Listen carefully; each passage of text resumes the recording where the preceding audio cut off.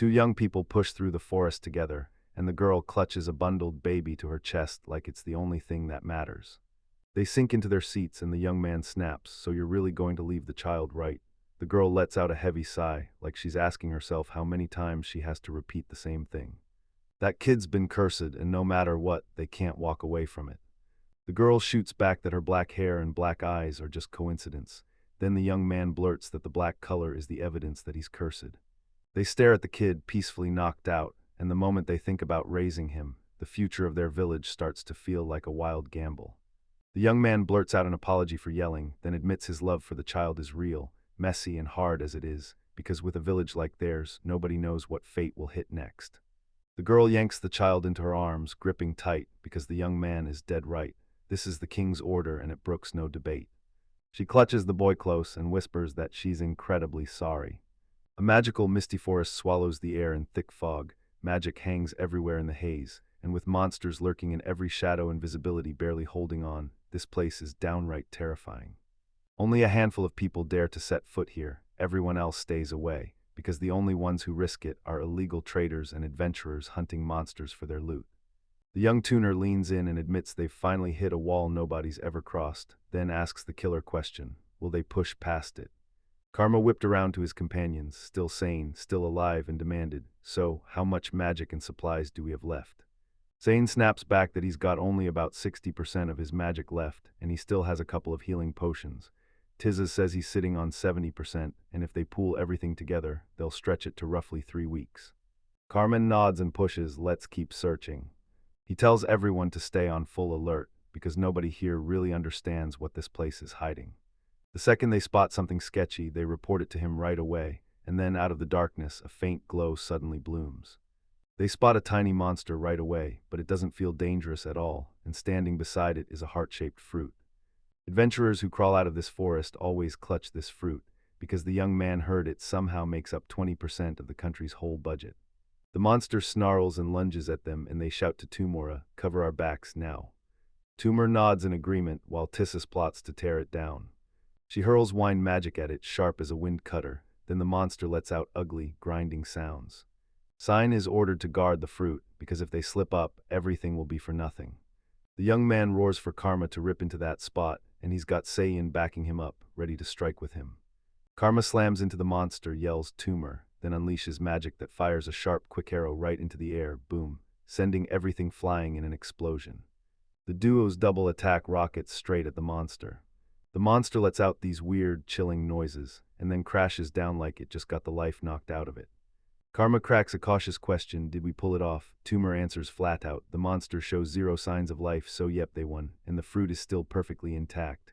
Nice work, everyone." They already got 3 of those fruits in their hands.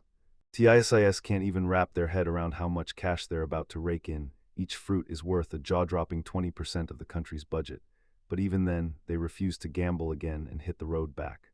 Out of nowhere, darker, deadlier monsters come crashing into view. Then Tumor catches a sound, slams a hand up, and tells everyone to go silent because his intuition is insanely on point.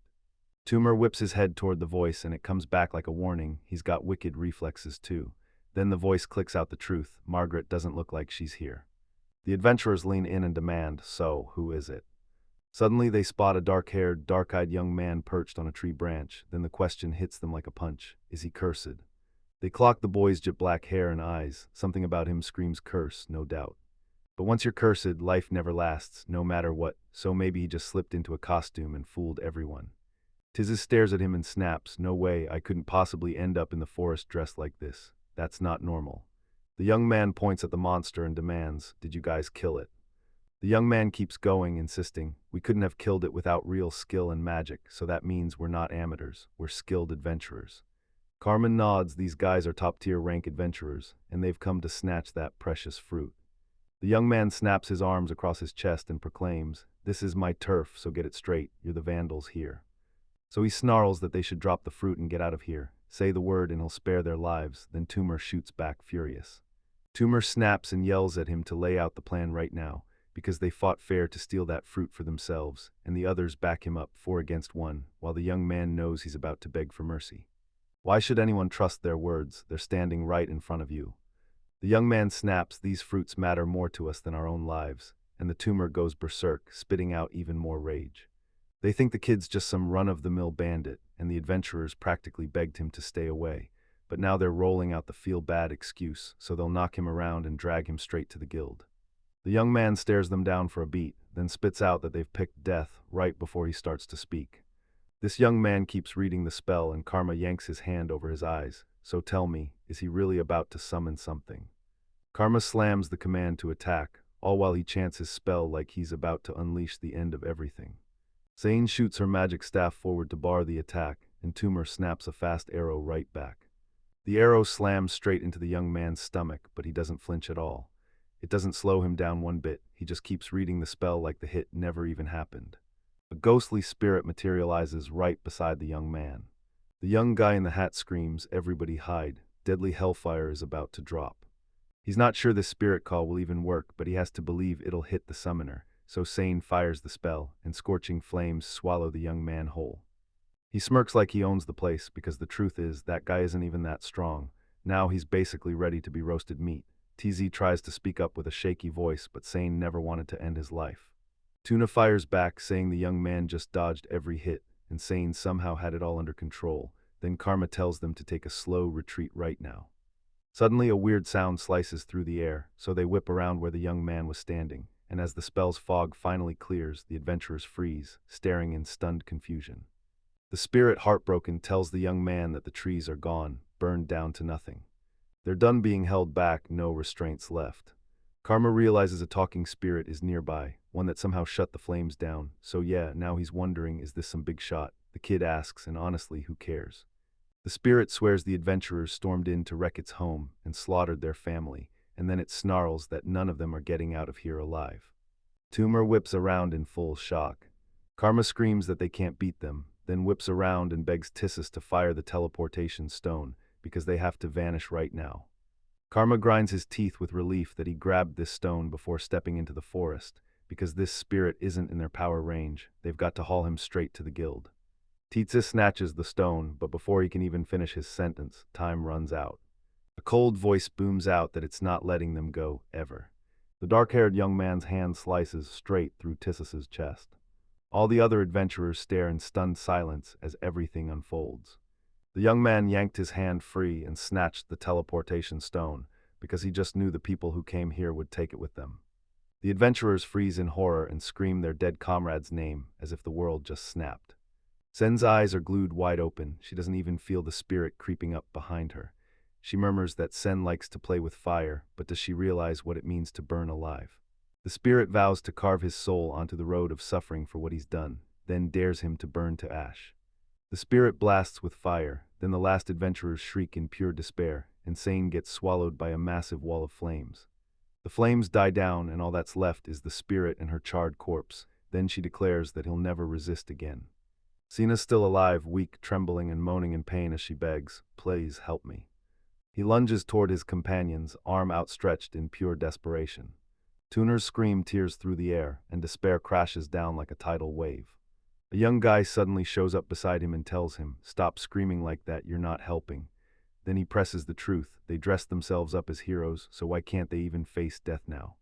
Tuner thrusts his knife forward and screams at him to back off, then whips it so close to the young man's face it almost kisses his skin. But he still misses. Then the dark-haired man yanks Turner's hand, forcing that knife grip right into his control. Tuner screams at him to let go, but the dark-haired man clamps down on his wrist and yanks him off the ground. Turner's strength drains away inch by inch, and his body finally starts to give out. Karma drops to her knees, drowning in despair, and demands the young man's motive. Why did he kill them? Even after their fighting spirit crumbled to dust. The dark-haired man fires back, demanding why they struck down a tree that never even tried to hurt them. The spirit clocked it. This crew was hunting fruit, no matter if the tree was alive or already dead. Then Karma's voice cracked with despair. "So what I'm supposed to ask, is it wrong to kill monsters?" The young man snaps his arms across his chest, nodding like he knows exactly. When the strongest falls, the weakest always breaks first. If anyone dares to hurt his family, they won't walk out alive, because once they took the fruit and fled, even more adventurers would have stormed straight to this place. They treat adventurers like a threat because they'll do anything to steal what they're hunting for, so when he told them to back off, they ignored him and the adventurers launched a full-on attack.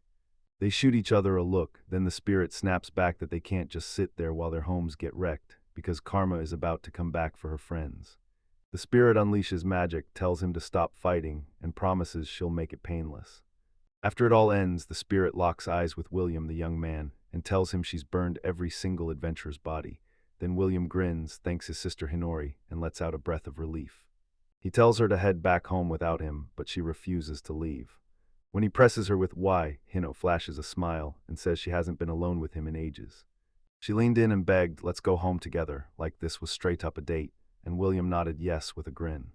He tucks his arm at the elbow and asks permission first to walk her home.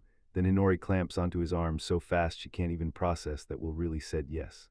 Grins lighting up their faces, they stride toward the spot they're expected to reach. A tiny palace stands in silence, and a blonde girl sleeps in one of its rooms, until a voice suddenly calls her name, ripping her awake. Sadie is her name, and when the girl with the dark hair shows up, she blurts out an apology for barging in and stealing her rest. Sadia says, I'm good, everything's fine, and then shoots back, so what happened? The girl blurts that the awakened spirit has spotted a human child. Sadia blurts in shock, and the girl nods again, then tells him they also spotted 2 people at the gate right before the forest. Anyone who catches him can do what they want, but murdering an innocent kid like that is crossing the line way too far. They promised they'd bring the kid here, then Lady Sadia herself would make the call, and Sadia wastes no time, offering to head out right away. They charge ahead, then out of nowhere, a scream rips through the air.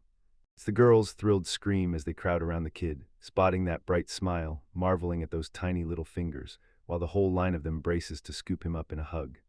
A girl screams that she already told him to shut up, because Malady is coming. One of the girls blurts out, I can't help it, he's seriously adorable, and offers the baby to the other girl, who awkwardly agrees before she knows what hit her. She scoops the baby into her arms, and he yawns instantly, all cozy and sweet. Then she bursts out in delighted excitement.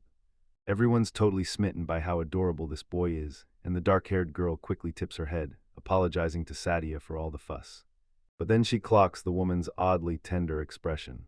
Sati gushes that the child is angelic, but the girl blurts out that he's human. Then dark aura snaps around Sati out of nowhere. She snaps, insisting the child isn't human at all. Seriously, this kid isn't just human, she's an angel wearing a disguise. The girl's frozen in shock, so tell me, is Malady even thinking straight? Sadiu flashes a smile and promises they'll take care of this child, and the girl blurts out in stunned shock. Sati got hit with a new request to rethink her choice, because nobody else wants to look after the kid, and now she's stuck thinking it through.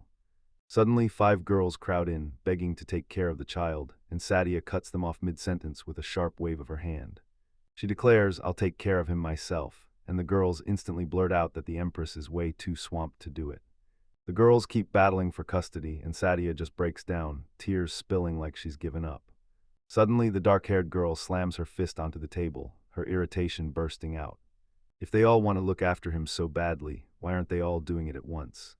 If they want this so badly, they'd better treat this kid's life like something priceless, because you don't mess around with it. The girls nod in sync, yeah, we'll train him together. And with them by his side, he'll grow into a real, well-rounded person and soak up everything they can teach. They've got to balance what he already knows with what he needs next, so they drill him in arithmetic and military arts, then they teach him tolerance too, while Sadia watches the child with a soft, tender kind of care.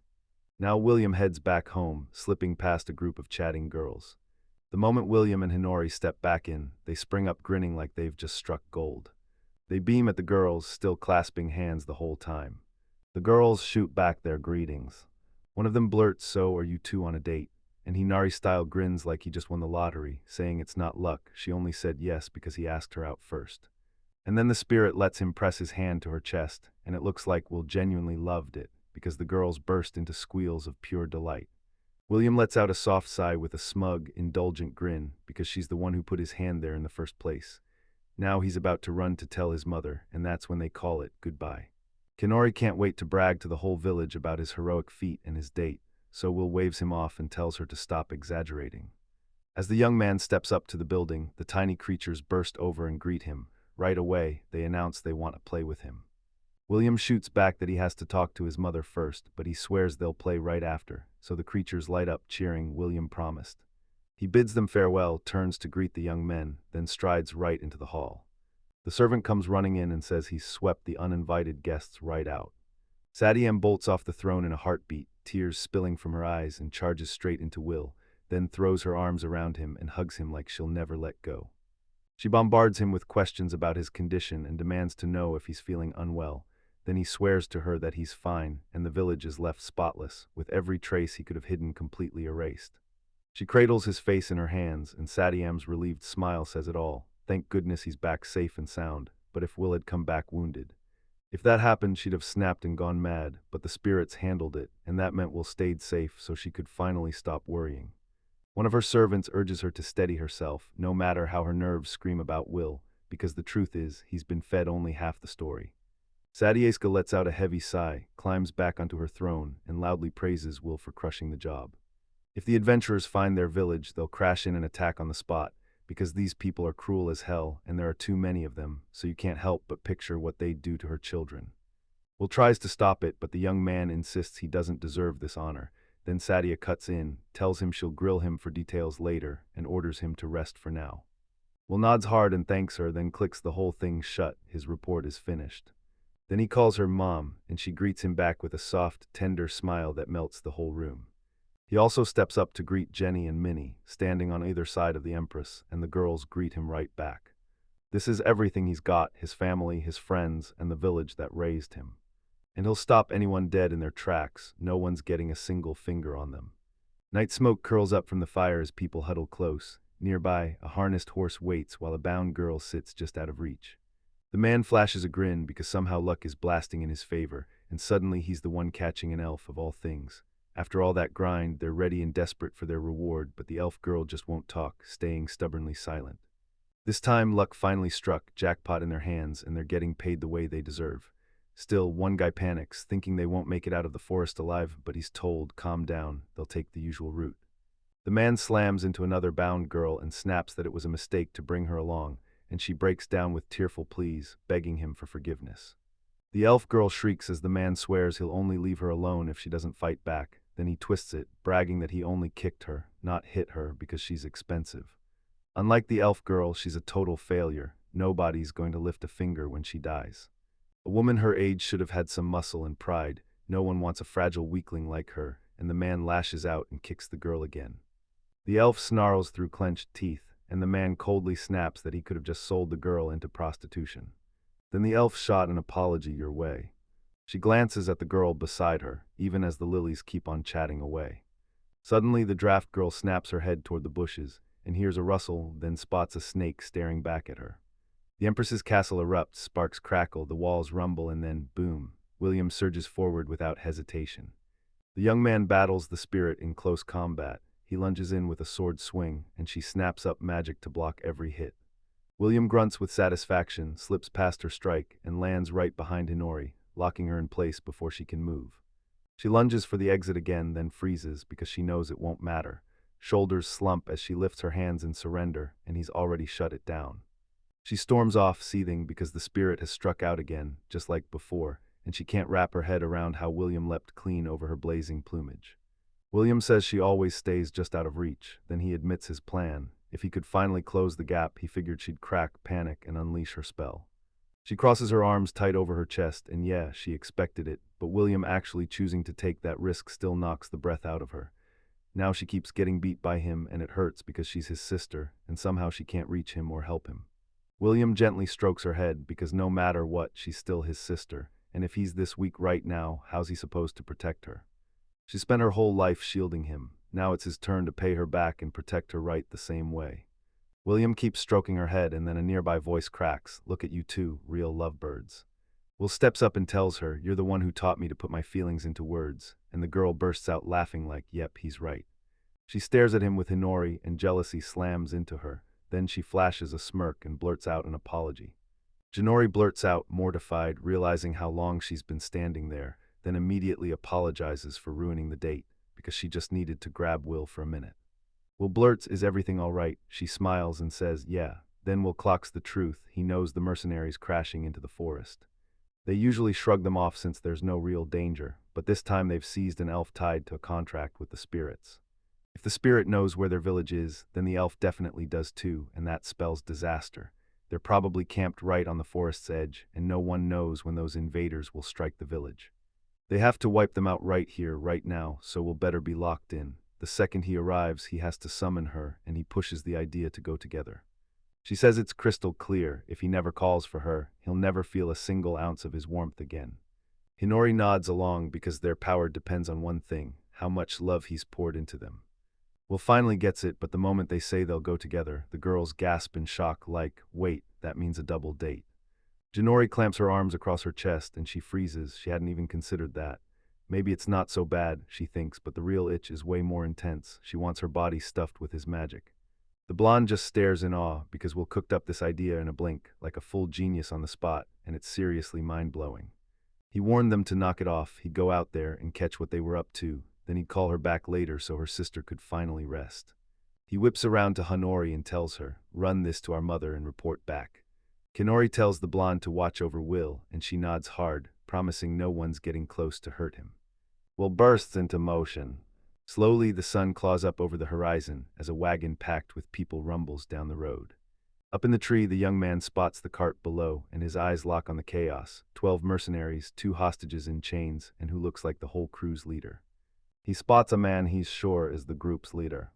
There are tons of them, and if even one slips out, we're in trouble fast. If Will strikes here, folks living near that forest will smell something's off. Even with the elf's contract, that spirit still can't unleash its magic, and trapped like this, it only recognizes the village, so the smartest move is to drag them deeper into the forest. After all, they're mercenaries through and through. There's zero doubt they're doing this for cold, hard money, and if he fails, he'll have to slaughter them all.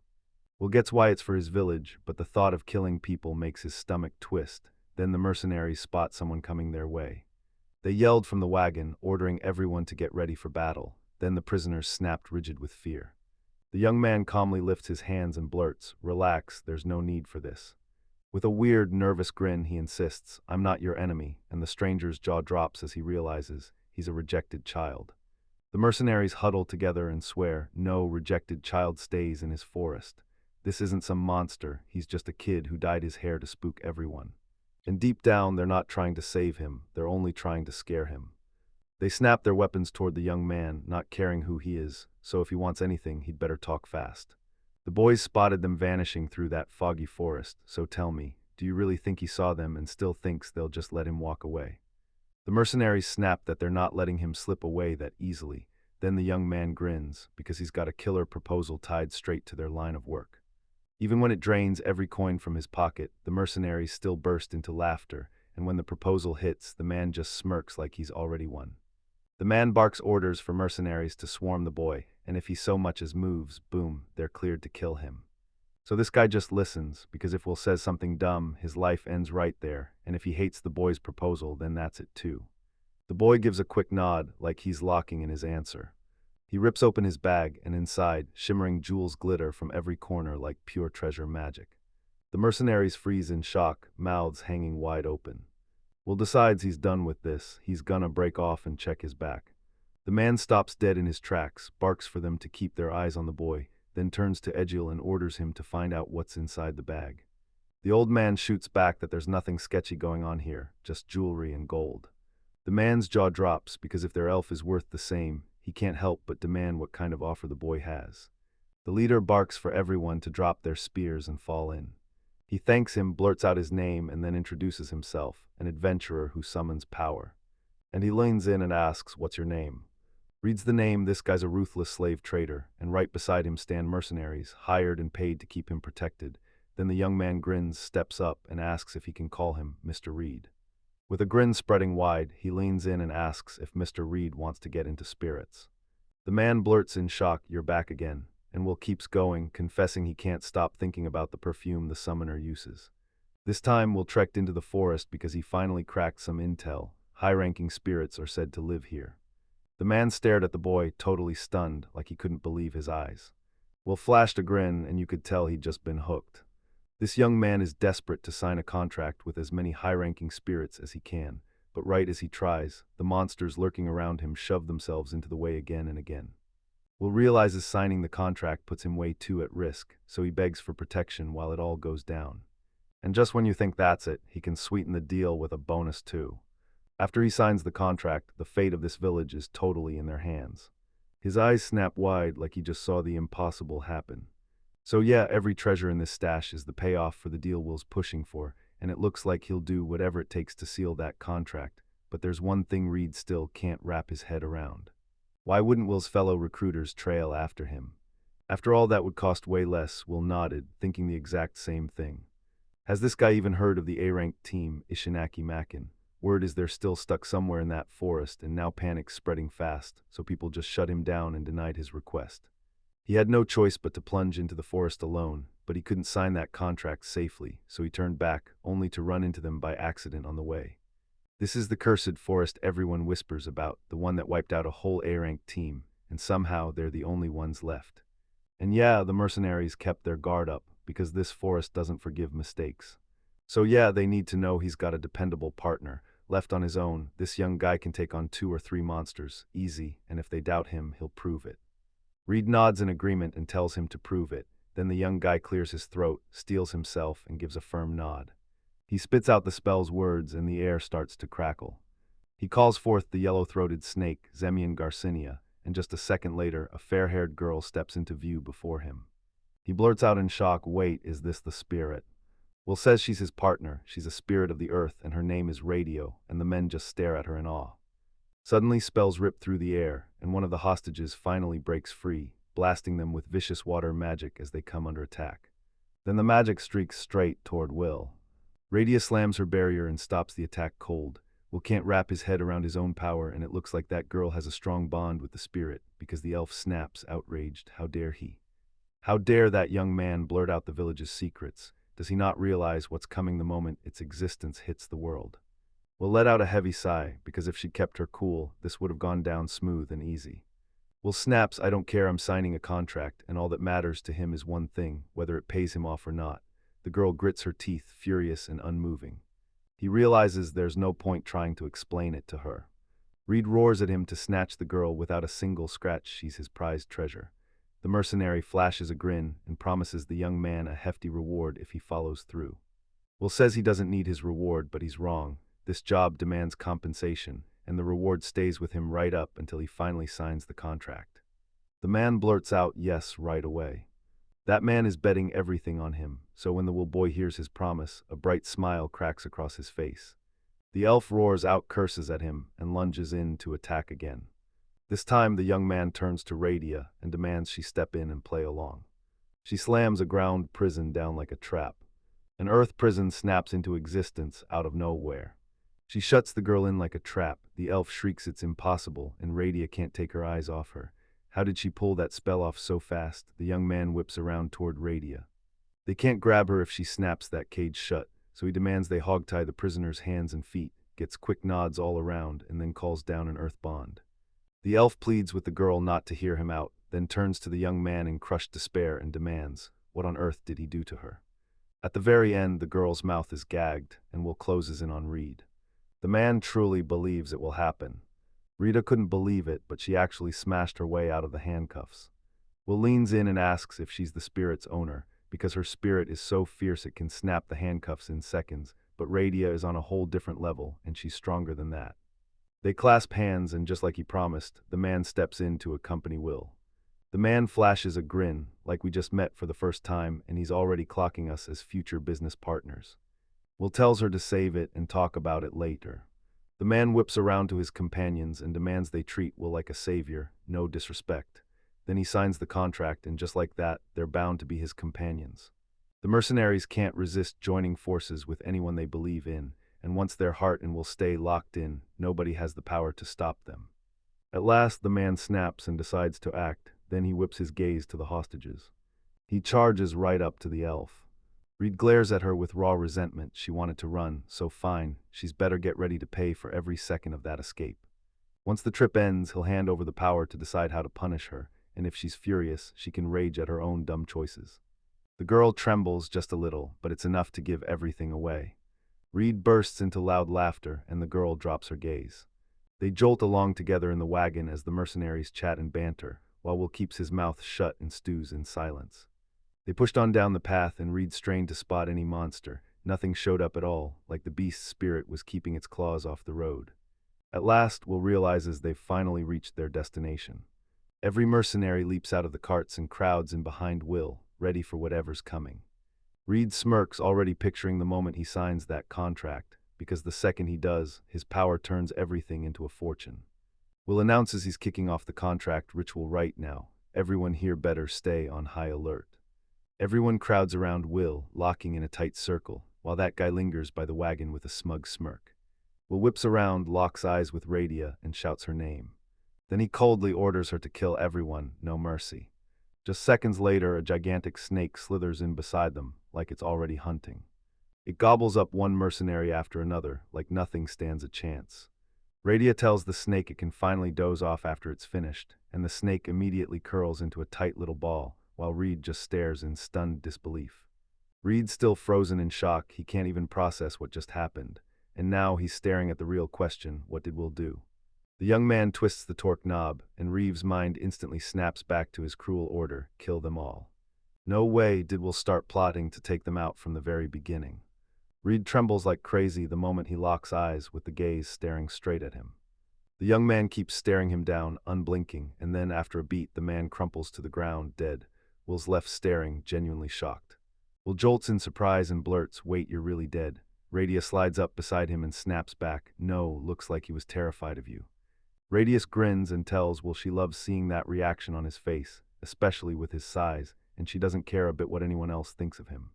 But if his sister says it's okay, then everything suddenly clicks into place. At home, Will would never let that side of him show to just anyone, so Radia is practically smiling with relief. They grin at each other like they just shared the best secret in the world. They spot the hostages, and the elf steps in without hesitation, throwing her own body between the danger and the other girl. Her bitterness only sharpens as the young man closes in, and he tells her with a grin that everything is perfectly fine. He blurts out that he's sorry for tricking her, then begs her to please not do anything reckless, because Will's about to untie her right now, and the girl just freezes in shock. After a while, Radia finally breaks free. The elf grabs the girl beside her without hesitation, then lets out a heart-sinking truth: those scumbags have been insulting her. They call her damaged goods just because her proportions don't match everyone else's, then Will go still for a beat and snatches the girl up. He slams his words down and vows he'll drag the girl straight to their village. But once she's there, they'll slap restrictions on her. Still, it's way better than leaving her trapped here. He also snaps that the elf is coming with them, and he's not even bothering to ask for her consent. If she says no, they'll cut her down right here, right now. The girl winces hard, then finally nods and agrees to go with them. Will orders Radia to watch over the elf and the bodies, because if that girl's wounds don't get treated right now, everything goes bad fast. So now he has to race home, no delays, no excuses. Radius grins and points out the truth. Will almost never cares about anything except spirits, so seeing him interested is downright rare, and she knows it. Radia whips around to the elf girl and snaps that she'll handle the mess, so she demands the elf girl play nice and be a good girl, right now. The elf gives a curt nod, and the young man scoops up the girl and dashes back home. The moment he comes back, Hinori barrels in, eyes snapping to the girl in his arms, and she fires off, "What happened to her?" He promises he'll explain later, then tells her to go straight to Milady and say he handled the uninvited guests, because they just saved the elf in the draft, and now his sister comes back here with the elf. The girl's in critical condition, so he has no choice. He has to race to heal her wounds. Will gently lays the girl on the bed, then presses his hand to her forehead and her stomach. His hands ignite with a gentle, pulsing glow. That's it, at least now her life isn't hanging by a thread. Will stares at the girl for a beat too long, like he's staring into his own reflection, and then it hits him. She's not like anyone else, is she? Without the others stepping in, he might not make it to the end of his thought. Then a brutal, loud cry shatters the moment. Hinori's the one who dragged his mom here, and Sadia immediately erupts, saying she heard him bring that girl home and tuck her in. Then she snaps back, "Are you kidding me? It's way too soon for this." Hinori flashes a grin, and Sadia drops her hands to her head in crushing despair, while the young man turns away, cheeks burning with embarrassment. Will shoots back, awkward as hell, insisting it's just a misunderstanding, then promises his sister will come back and set everything straight. Then he snaps at Hinori, begging her not to throw out answers that vague again, before it sparks another mess, and the girl quickly looks away like, "I didn't mean it, I swear." Will can't wrap his head around it. She said those words with a smirk, and Sadia instantly realizes she's jumped to conclusions again. Hinori glares back at her, pure indignation blazing in her eyes. Hinori says it's simple, Will always looked so calm, and she couldn't resist the idea of finally seeing him break and show that anxiety. Sati flashes a soft, fond smile, pushing for Will to finally show real emotion. Inori backs her up, nodding hard, yet Will just mumbles under his breath, all resigned like, I still don't get why this is such a huge deal. Radia barges back in, clutching the elf like a trophy, and the elf snaps that the girl was way too rude, then demands she start being kind. The trio stares at them like they're guilty, and Radia snaps, furious, Why are you looking at me like that? I didn't do anything to her. Radia snatches the elf girl and slams her onto the floor, then roars for her to get up, only for the girl to blink around in pure confusion, having zero clue where she even is. They told her this is where spirits have been living since ancient days, only the ones who have stepped foot here ever truly know. She snaps her eyes wide with pure wonder, Will catches the spark in her face. Turns out she's already made a contract with the water spirit, and just like that, her choices convince him she's someone he can trust. Will warns if he catches her betraying him, she's done for, no second chances, and the girl grimaces like she just felt the blade. She snaps right away, How dare you talk like that in a lady's house, then whacks him on the forehead and boom, a full fight erupts. Will told her, I'll spill the details once the draft wakes up, until then you're getting a little rest. And once he's done prepping, he'll call his mother, while the girl gives a quick, steady nod. Radia snatches the elf and yanks her out of there, while the young man whips his gaze toward the sleeping girl, because he's got to shut his eyes too. The draft girl cracks her eyes open a sliver, totally lost about where she is, then a voice bursts in and tells her she's finally awake. Will asks how she's doing, then bam, she jolts up and crashes into his arms, and he quickly tells her to breathe, swearing everything's okay. Will tells her the guys are gone, and she looks up at him, hope blazing in her eyes. She whips her head around and fires off, Do you know the elf girl who was with me? Will tells her she's resting somewhere else, and he promises that later, once he explains everything, she'll finally get to meet him. For now he orders her to strip, and the girl's eyes snap wide with pure shock. She fumbles through a shaky mumble, demanding to know what he really means. She begs him to stop before he hurts her, and he shoots back, telling her she has nothing to worry about. If she's this nervous, just shut her eyes and focus on anything else. This won't last long, and she knows it. The girl covers her eyes, mortified. He showers her with praise and tells her it's time to step outside. Then she freezes, thinking outside. What's he planning out there? She blurts it out, voice trembling, covering herself shyly as she follows him. They plunge into the forest and spot a tiny lake tucked right in the middle of nowhere. Will shrugs off his jacket, then swings his grip under the girl's armpits. She snaps her eyes shut, praying he won't get anywhere near Mel. The young man grabs the girl and hurls her into the lake. She shoots upward, panicking as she wildly flails and begs for help, and Will snaps at her to stay still, because if she keeps twisting around, he can't wash her without making it harder. She jerks back in pure fear, and Will just calmly asks, why would she ever want him to do anything with her, let alone have kids, when he's only just met her and she's still a kid herself? Will snap that if she carries a child before her own body finishes growing, both that baby and her health will be in danger, so she needs to remember it. The girl blushes and asks why he stripped like that, then Will shrugs and calls her weird. But do you really have to rip off your clothes just to go for a swim? Because when it comes to the girl whines, that question hits like a punch. Gently she lathers and rinses her hair, like pure calm soaking into every strand. She's totally obsessed with the fresh scent of the stuff that scrubs her hair and body, and Will breaks into a grin just to warn her, don't let it near your eyes because the second it hits, they'll sting like crazy. Then he leans in and tells her to hold her breath for a second. Wham, he dumps a whole bucket of water over her, and just like that, her hair comes out cleaner and smoother. He tells her to turn around so he can wash every inch of her body. The girl insists on washing herself, but Will snaps at her, calling her stupid. They're racing against the clock because someone is waiting for them, so he orders her to stay quiet and not fight back.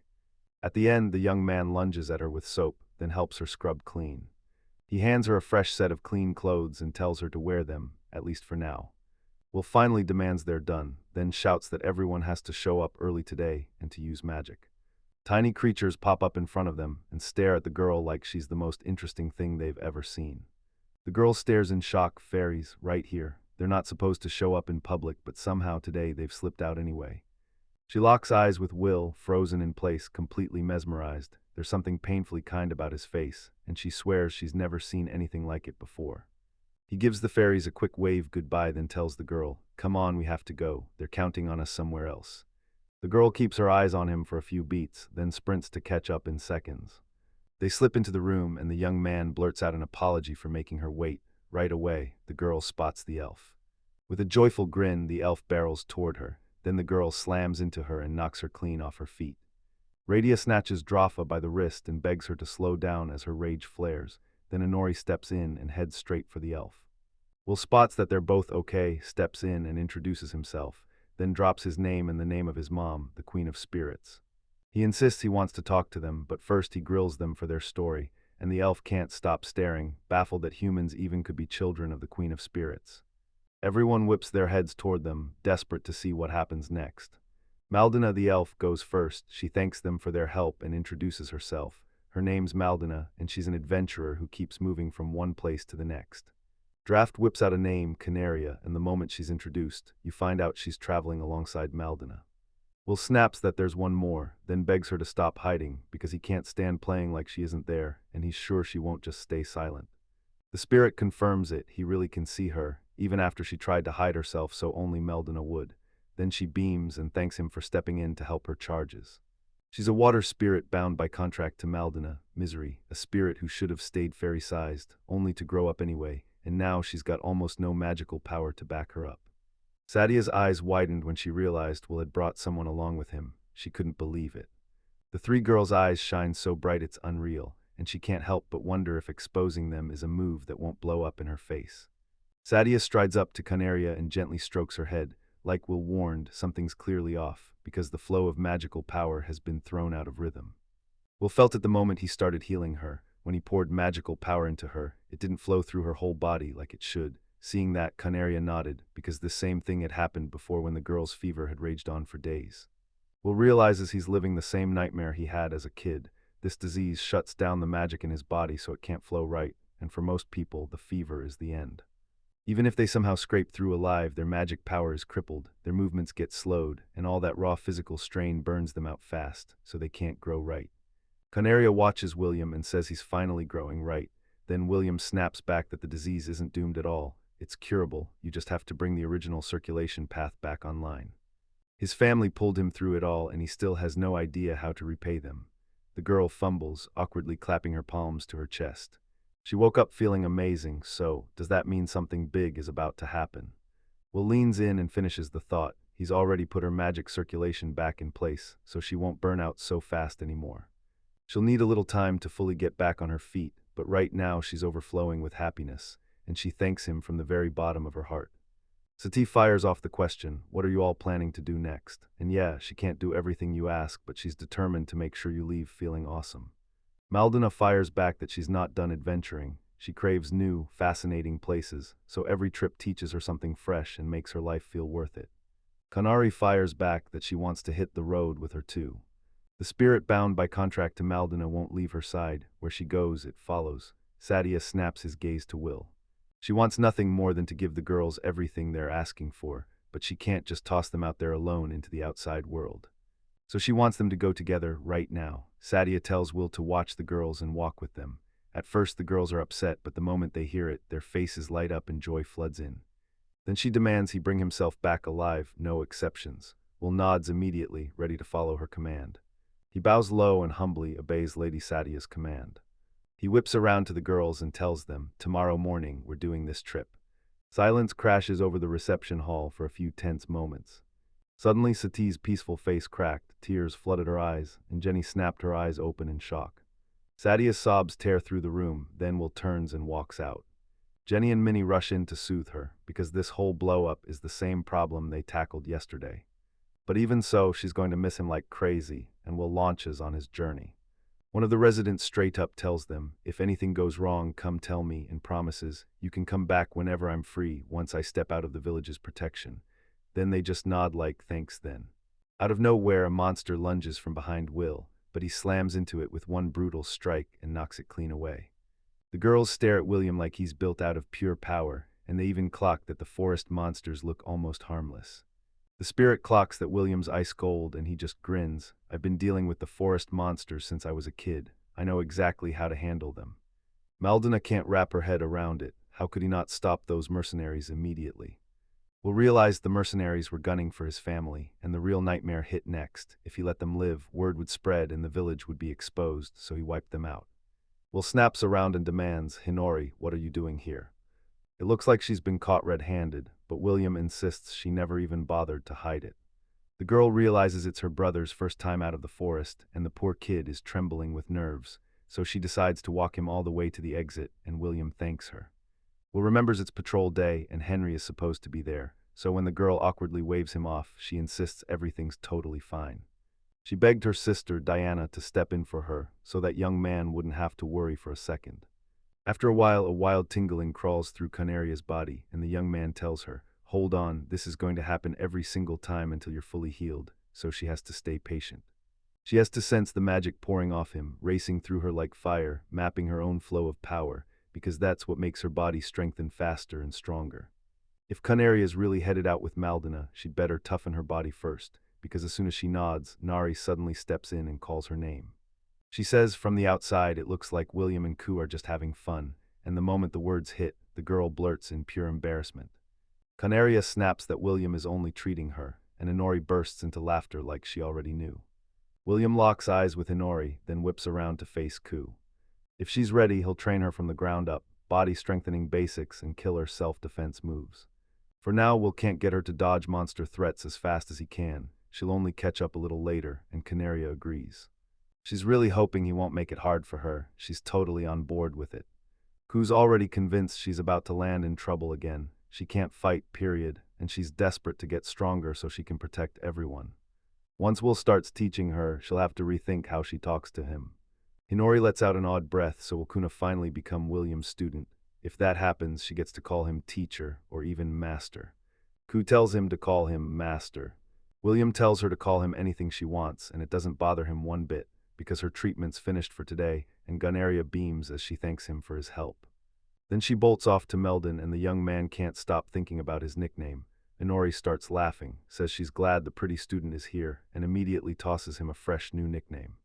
Sadie leans at the window, staring with heavy eyes. 15 years have rumbled by since Will first appeared in this village. At that moment, pure joy flooded her, because they finally managed to help that child. Back then, she seethed, if she couldn't raise the kid, then at least she'd give him a name, and they had no right to argue with her. Then they realized the kid never once cried, just broke into bright smiles again and again. But when it really comes down to it, she can't drag herself away at all. She even starts missing it, and Inori would still show up to see him on days she was stuck working. She can't help but admire how strikingly beautiful William is, and how quietly gentle he always seems. A piercing scream rips through the palace, and inside her office, Sadia freezes. She's done with being queen and only wants to be Will's mom. One of the maids bursts into the office and yells for Sati, because the second they look at William, nobody can make heads or tails of what's happening to him. Something's seriously wrong. He won't stop sobbing, crying like every tear is ripping through him. Meanwhile, the girls try to soothe the boy, but every attempt crashes and burns. Will has never cried like this, and he looks like he's drowning in pure pain. Sadia storms into the room, scared out of her mind, then blurts, "What happened?" The girls are just as clueless as she is, and then it hits. Not long ago, he just started crying, and the pain on his face is unbearable. Sadiam grabs Will's attention, begs to trade places with her, and marches right up to him. She strides up to the crying crowd, and the second the sadness hits, tears spill into her own eyes too. She drops her gaze, and suddenly it all clicks. She realizes exactly why that child was left behind. The girls press him, "What's wrong? What do we do?" And Sakim shoots back, "Get everyone near that precious tree to hand over their share of the fruit." Sadius orders them to promise her they'll thank her later. No lies. Then the girls bolt, screaming at the top of their lungs. Sati tells them William's body is wrecked and his magic is already slipping away, and Jenny and Minnie jolt awake in sheer terror. You'll barely believe it, but it's real. William's jet black hair and eyes come from the sheer force of his power, which basically rewrites his pigmentation. Her power is way weaker than his, and everyone around them is stunned to the bone. Magic power keeps stacking up inside a kid who's nowhere near grown, and while it normally gets released, there's no way to let it out at that age. The magic has nowhere to hide. It starts spiraling out of control, faster and worse with every second. Leave it like this and that kid is dead right then. They've got to step in now. That's why his parents vanished and left him behind. His parents never knew, but the real trigger was the surge of magical power. The girls clutch their chests, panicking hard, but Will is still just a kid. One of them barrels up to Sadia and blurts out whether she can help, and the Empress snaps orders for everyone to get it together, right now. William is clawing for his life, refusing to go down, and they can't afford to quit. If they could snag fruit from that precious tree, it might help, but it won't fix the real problem. Now we've got to break this kid's seal and unleash his magical power. Someone has to strike a deal with him, and that person will become the vessel that's going to hold his magical power. If Sadia signs this contract, once the magic finally slips its chains, nobody at all, will be able to stop it, so it has to be one of them. Hinori surges forward. She refuses to let him die, so she's ready to make a contract with him. Sadhu whirled toward Jenny and Minnie and warned them. Once the magic starts slipping loose, she can't fix anything if trouble hits, so they have to get everyone out right now. Sadyam snaps at them not to bicker with her, then demands, clear, and the girls scatter fast to get it done. Sadyam snaps into action and starts reciting the spell. But no matter what they try, it fails. This contract only holds if the spirit and the person who signs it both willingly agree. They keep going again and again until Hinori finally gives in. No matter how many tries it takes, they refuse to quit, but every attempt crashes and burns. They realize the world is shifting way faster than it should. He can't afford a single minute. He and Sadia have to get out of the village now, but Sadia is not sure if this desperate plan will actually work. The girl fires off the spell again, right on cue. Kinori vows to protect him, to stand by his side, and to be there like brother and sister, no matter what. Sadia blurts out in panic, begging her to stop, but Hinori won't shut up. She keeps talking. That agreement they just sealed and the promise they're about to swear, they don't mean the same thing, because when Hinori strikes a deal with William, she knows exactly what it unlocks. He'll get the power to command her. Hinori is risking everything, life, death, and all her fate, handed over to William, and that's exactly what it means. The moment the power slams into her, she grimaces, recoils, and clamps both hands over her eyes. When Hinori screams, Sadia snaps, begging her to back out of the deal because her body can't survive it, yet Hinori fights back, insisting she's totally fine. She tells him not to worry, promises she'll take care of him like a sister, and just as Nari breaks down in tears, Sadia watches in stunned silence. After a little while, Hinori's body starts to transform, boom, and Sadia snaps her eyes wide open in shock. Hinori can't push herself into a higher-level spirit because she just doesn't have the magical power to do it. She's never seen anything like this in her life. She can't wrap her head around Hinori turning into a spirit animal, and when the girl spins around, she blurts out, "Okay, what happens to me now?" William is finally safe now, so yeah, he should be feeling real relief. Sadhu nods. William's totally fine, and then out of nowhere, Hinori crumples to the ground, drained to the last drop. Kinori threw everything she had into it, and somehow she managed to save William's life. Satya softly brushes Hinori's head, and right beside her, calm William shuffles in to nuzzle her. 2 months have passed since that demonic sword crashed into the forest, so why is he still sitting at the table, staring at the emptiness, wondering if it's gone for good? Should he keep gearing up for it, or back out right now? Meanwhile, the trio strides down the street, and Naldina tells them Fallen is a rare city where racism is flat-out illegal, one of the few countries where the law shuts it down hard. They're all from different races, but she's heard black hair and dark eyes are treated like an abomination, yet when she looks at him, it feels like nothing more than rumor. Will shoots back that it was pure luck he survived, because honestly, there's no way he should have made it a whole year. People call it annihilation, that ugly abomination, and it's basically this: magic overloads beyond control. In cases like this, the magic runs wild, way beyond what normal people can handle, and it takes around a year for the stolen magic to finally fade, turning their hair and eyes black again, and that horrific process is what they call the disappearance of the abomination child. He's alive because his family gambled everything to pull him out of death, so yeah, that's why he's here. Maldina gives it a knowing nod. She tells him, don't worry, Vatikarna won't lay a cruel hand on you, but she warns that the locals might throw him off in surprising ways. He shoots back that other people's opinions don't matter, and out in the real world for the first time, Will commits to the wisdom of the more seasoned seekers. Canaria admits she's terrified she'll never truly grow up, but she clenches her teeth and decides she'll get stronger body and mind, no matter what. They charge ahead. Will says they're boxing in their territory with stone to mark the borders, but the elf shuts that down immediately. They ring the city with a wall like it's trapped in a cage, and Will blurts out, wait, what's the deal? He figures out that if Hinori was here, she'd rip their magic out on the spot. Then Sister Daya would shut the whole thing down in a heartbeat. Maldina grabs his attention and warns him not to underestimate the barrier. It's packed with weird, abnormal magic, yet Canaria smirks and says it's pointless, because the master has finally stepped out for the first time. The guard ushers them into the city of adventurers and demands to see their identification. Maldina thrusts her ID into his hands, but Will just rolled in from the countryside with nothing on him, so she heads to the guild to get him an ID made. The guard gives a sharp nod and tells them to go on, enjoy the city of Fallen. They stride through crowded streets where humans and beastmen pack the sidewalks. The elf grabs his attention and demands he follow her so they won't get swallowed up, and then they press closer to the gate. The second they step inside, they're met with questions. How can we help? And then they spot it. A whole crowd of different races packed inside, chattering and busy, all tangled up in their own business. They stride up to the girl and the elf snaps, "I'm her name. We came to register 2 adventurers." At a nearby table, a few men spot Maldina instantly and start praising her gifts. Then, out of nowhere, someone yells at the young man. The young man stands there staring at another young guy with pure fury, like, "Why would you dye your hair that color?" Because there's no way he's getting away with this stunt, and every adventurer knows they won't tolerate nonsense like that. Sarika, the girl behind the bar, tries to calm him down, but Koza snaps that anyone who thinks they can land a job just by looking pretty isn't really the kind of person worth trusting. Will calmly says he has no idea why everyone thinks he's angry, because his black eyes and black hair are his own, and the room instantly freezes as everyone stares at him in stunned shock. Koza won't buy it because if it's real, then this guy is a total menace.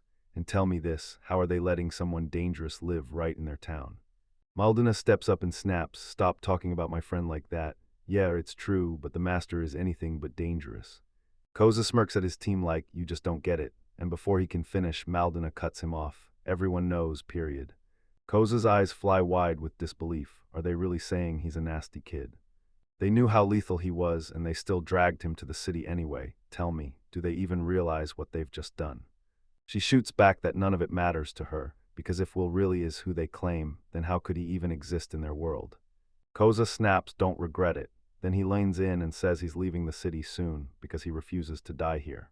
The elf flashes a warm smile and thanks him for the advice, but after everything they've survived, she trusts her own hard-earned experience more than any story he's ever told. The man snaps his tongue in annoyance and storms out of the tavern. The other adventurers finally snap into motion. Maldina shoots Sarika an apology, then pleads, "Do this for me," and the girl nods right away. Sarika tells him to fill out the registration form and swears she'll write it for him, but the young man shoots back that he'll do it, then yanks the sheet back out of her hands. Sarika stares it down, nods, everything checks out. They'll hand him an ID soon, and he just has to hang on a little longer. Suddenly, a man launches a brutal kick and smashes the tavern door wide open. A man barges into the tavern with his crew, then charges straight up to Will before anyone can even blink. Right away, he blurts out that this young man can't just do whatever he wants in this city. Will whips around and ignores him. He doesn't need orders. The guy's annoying the hell out of him, so Will snaps, "Shut up." The man bristles with indignation, but Will isn't backing down. He'll listen right up until he finally kicks him out. Will scoffs like, "Isn't this exactly the type of person they usually kick out?" Then he tells Sarika, "Don't worry, I'll be back soon," and pushes her to finish the document issuance process. He steps outside and there's already a whole crowd of adventurers waiting on him. Maldina shoots him a tense reminder, "Battle is fair game, but you don't get to kill." Will stares at the girl in shock. Are they seriously not allowed? If he takes him out for good, it'll wreck everything he's about to do. Will's the one who has to incapacitate him, and Will nods because he's got to bring him down without killing him. The adventurers fire off an impatient demand, "Can we stop whispering now?" In the end, he doesn't drive those girls off. He steps in and even takes care of them. Will cuts him off and snaps, "If you've got time to talk, then why don't you call me later?" Right behind Will, an adventurer suddenly strikes. Then Will simply slips aside like it's nothing. With a sly smirk, he taunts, "So that's a greeting," and the other guy erupts into loud, furious swearing. Will rushes in to challenge him, but the guy barely even knows what to expect from these wild, no-warning hits. Then the man snaps, shouting at Will to shut up. Then he fires off his accomplices and launches them straight into the attack. Will easily shrugs off attack after attack, mowing down the line and scattering the adventurers. Then he swings right back with a brutal counterattack. He lunges at a lone adventurer from the shadows, straight from behind, before the guy even has a heartbeat to react. Then the young man sprawls on top of the furious guy, pinning him with his hands locked behind his back. Without wasting a second, the man blurts out a desperate apology right away. Will snaps that he's no forgiving kind, and he'll never let his opponents walk away unhurt. He dares him to a fight, then vows to smash him using only his left hand. The man shrieks in agony, clutching the spot like it's burning him alive. He's regretting the moment he threw hands with Will. He should have swallowed his pride and surrendered. Will whips his head toward the other adventurers and demands they thank Koji, because it's his plan that's been messing with their lives. If they're still not satisfied, Will throw himself into another fight, but the adventurers quickly avert their eyes, looking awkward as hell. The young man snaps around, then races back to the tavern. The moment Will steps into the guild, the second he's in, someone greets him right away. It's an elf in glasses who steps up and demands a conversation with him, right now, because something important just came up. Will blurted out, "Who are you?" and the man snapped, "I'm Shazar, the head of the Adventurers Guild." He ran the whole operation and needed answers fast because something was going on, and he was counting on Will to help him crack it. Will blurts out that one of his own subordinates sprang the attack on him, then he snapped back and fought to survive. Shazar smirks, yeah, he's not about to blame him for any of it. He just wants to corner him and ask, how does someone who started life as such a tragic kid grow up to be this kind of decent person? No matter how deep Shazar dug into every book, he still couldn't find a single kid who lived past a year. He turns to William and demands his story. Shazar can't give him special treatment, but he swears his guild mates won't come down on him or bother him at all. The elf keeps staring at Will with hungry anticipation, then the boy snaps his hands over his eyes. In the end, Will finally gives in, then demands a roomier place to make it happen.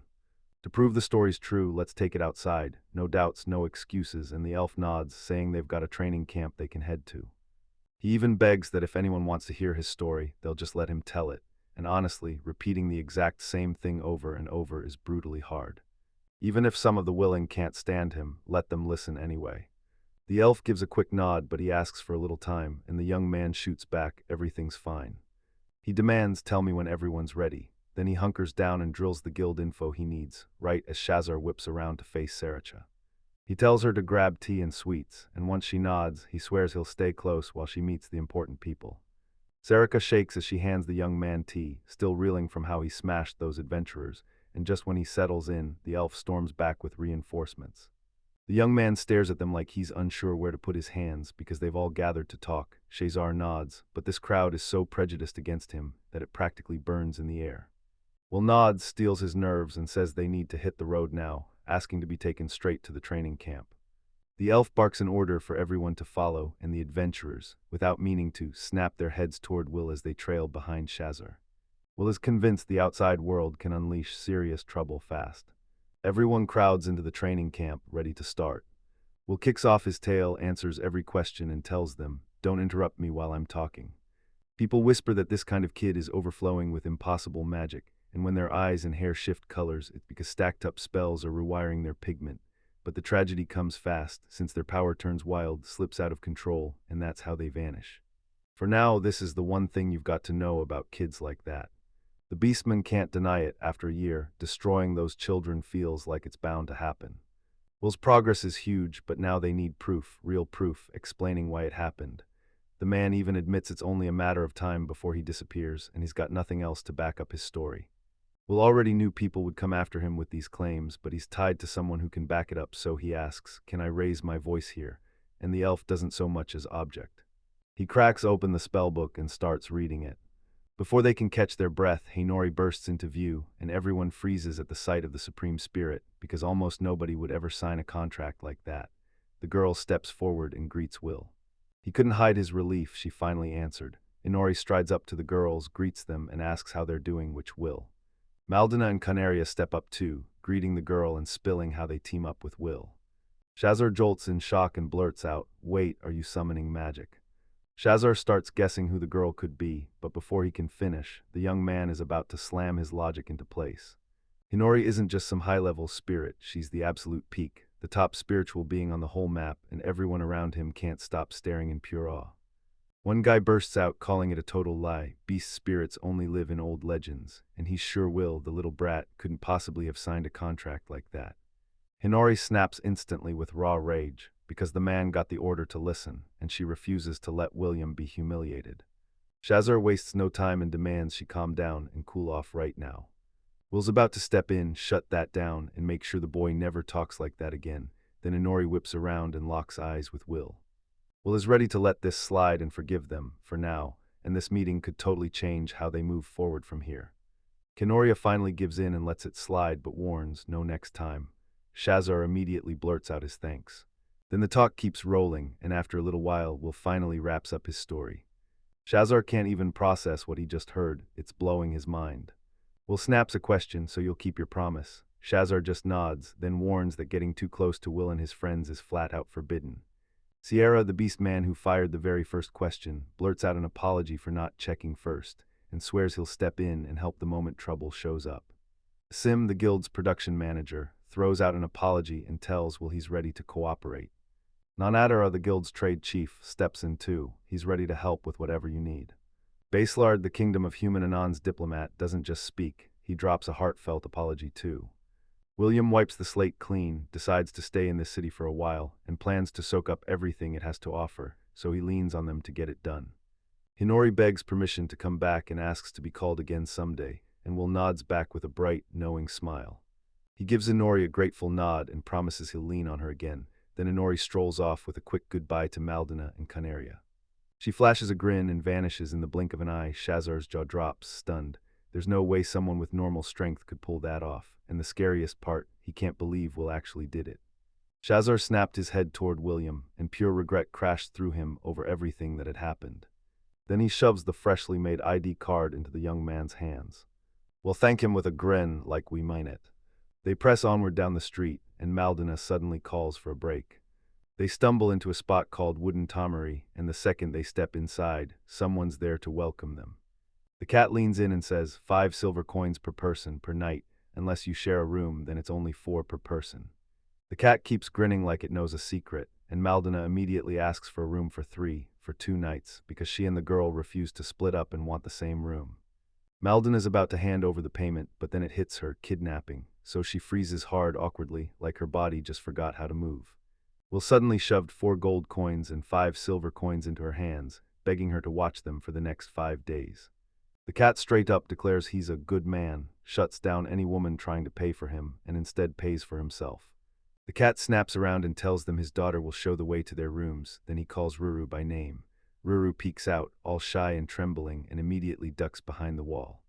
The girl shoots Will a quick look of fear, then forces a bright smile and greets them anyway. She shoots them a grateful smile and thanks them for using their services, then Ruru swings into action. She'll lead them straight to their rooms and demands they follow her. Maldina fumbles through an awkward thank you to Will, then freezes, because she's totally forgotten her wallet got snatched, and before either of them can catch their breath, they head into their rooms. Maldina and Canaria are chatting in their room when, boom, Will pounds on their door out of nowhere. The elf leans in and demands to know what happened, what part he's missing, and exactly how he's supposed to use it. Will replies, no, now that the place is sorted, I'm starting lessons with Canaria tomorrow. He can't stop himself, he demands to know exactly how much experience and knowledge she's got. The elf ushers him in, and Will wastes no time saying he's going to train Canaria in martial arts and physical conditioning, while Canaria's smile blooms with pure gratitude. Before anything else, he needs to figure out how tough she really is, her physical training and every scrap of combat experience, so Will asks her to lay it all out.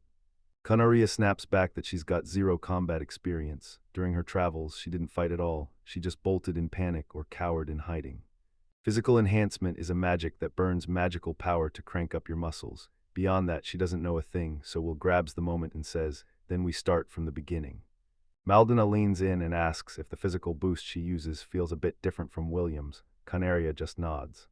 Will stares at her and tells her, don't hold back, if you've got questions, ask me anytime.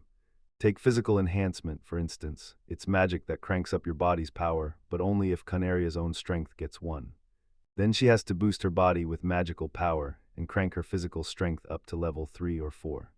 The elf bursts into an instant smile and repeats it to Canaria, but Will fires back that everyone's muscle strength varies, and there's a hard ceiling you can't break. If you push your body past its limits, all that training will snap something inside and leave you damaged. Will leans in and asks Maldina if she's heard about physical strengthening.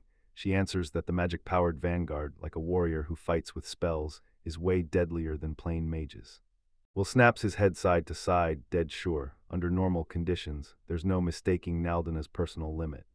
That's why the vanguard hits harder. Those guys have way more endurance, because they beat their bodies into shape through relentless training. The elf figures out that boosting her physical strength is as simple as training her body, and he nods like, yep, that's the move, and it really works. Will whips his head toward Canaria and asks, so if you cram more than a vessel can hold, one that's bound to shatter, and they still insist on using it, how are you supposed to do it? Canaria nervously suggests they should fill it slowly, piece by careful piece. Maldina lunges to answer, but Will slams the brakes on her. then whips around to Ku and warns her to slow down, because if the vessel is forced too fast, even with careful words, it could shatter. What do you do to use a vessel like that safely? And just like that, Canaria bursts in with the answer. She says you've got to push it harder, because this way, it's way safer. Well, nods once perfect, that's the right answer. Now hit harder, crank up the power. Push your body past its breaking point and you'll get wrecked, no way around it, but train just right and you stay unscathed, even as the magic you burn keeps climbing. Maldina jumps straight into a flurry of exercises, but Will snaps back that it won't work. Then she yanks the elf's head up and blurts that stereotypes really do get in the way after all. Looks like Maldina finally gets it, now can Canaria pull it off too. Maldina's reply was simple, she'd built a stronger body, but don't get it twisted, this isn't just about feeling healthier because Quinaria, clueless as she is, somehow learns faster. It all rides on her grit today, they'll train her to feel the power humming inside, and tomorrow the full training starts. With a radiant smile, the girl nods and says, I get it, then promises she'll give it everything she's got. The next day crashes onto the scene. Will trains Canaria, he tells her she's locked in on her opponent, and that's why her magic turns chaotic, she has to focus hard. The girl gives a quick nod, forcing her focus to lock in, while Maldina clenches her fists like she's about to explode. After a while, Canaria finally crumpled to the ground, utterly wiped out. Will begs her to remember to circulate her magical power, even while she's stuck and can't move, and tells her that if she mentally floods every corner of her body, her recovery will blast ahead. Will presses his palm to her forehead, and Canaria snaps back, I get it. Melina flashes a smile and says William's magical power and skills sit at the absolute top, because trying to pass that kind of magic to someone else to transform it usually doesn't work. Will says he's been teaching his magical gifts to spirits since he was a kid, and that passing magic along isn't hard as long as you know the exact amount. Then Maldina blurts out that this is definitely not normal. A water spirit suddenly rises up and demands a piece of his power. Will immediately refuses. The spirit presses her, demanding to know if she can truly take Maldina's magical power after all that. Will's convinced swapping magical power types won't change a thing, but he has no clue how risky that idea really is. You can actually pass magical power back and forth between a spirit and its executor.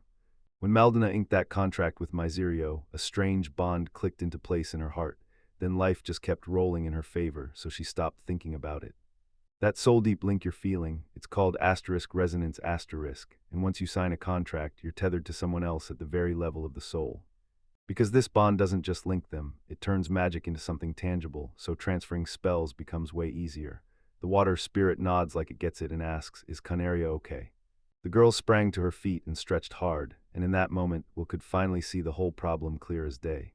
Canaria's tiny stature leaves her with barely any energy coverage right now, but don't count her out. She's got real room to grow, and they need to train her with weapons she can actually wield while they play to her strengths. If Canaria's okay with it, a bow is perfect. She's tied to the cow race, so once she grows up, they can craft it bigger just for her. The girl can only clutch herself in helpless terror as something inside her rips her apart from the chest out. Then Will shoves a spear and an axe into the spotlight, urging him to take them up. If Quinaria wants something light and easy to move, she grabs a spear. If she wants raw destruction, she swings an axe instead because she'll make any weapon work for her. The girl fires back that she wants the axe, but Maldina snaps that she should go with the spear instead, because it's way easier to handle, and this will be her first time fighting. Canaria knows the smarter move is that weapon, but this is her very first battle, so she can't count on being good no matter what she picks. With nerves screaming, she grabs the axe and swings it like a shortcut to strength.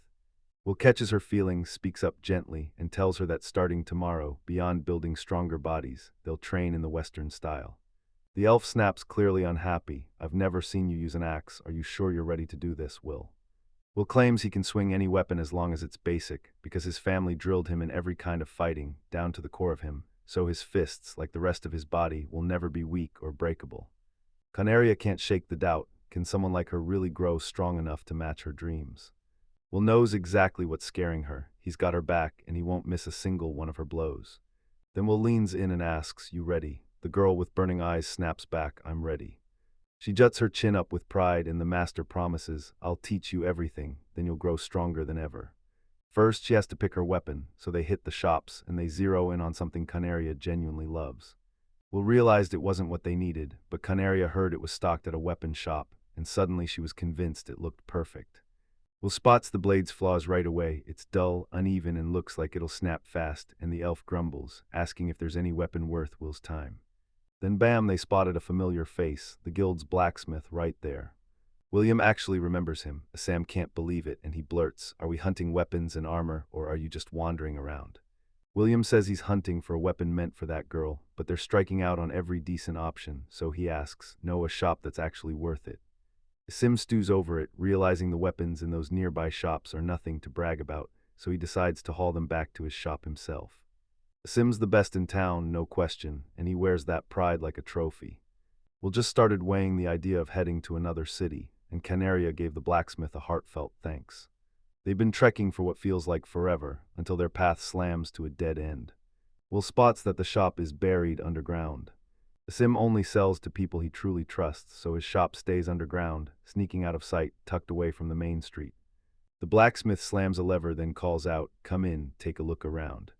Asen ushers them into the eagle shop, and the elf's eyes light up as she stares at the weapons on display. These weapons are so legendary that nothing in other shops even comes close. Canaria can't stop smiling, and the blacksmith beams like he just won.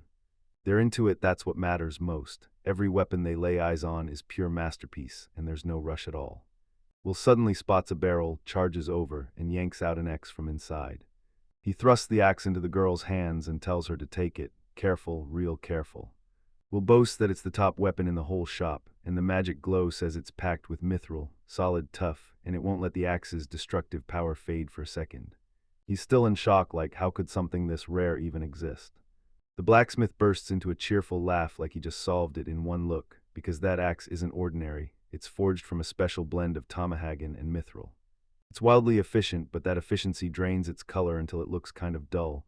Most folks barely notice anything special, and that's when the blacksmith leans in and asks if you made a contract with a spirit beast, because that's exactly what has him hooked.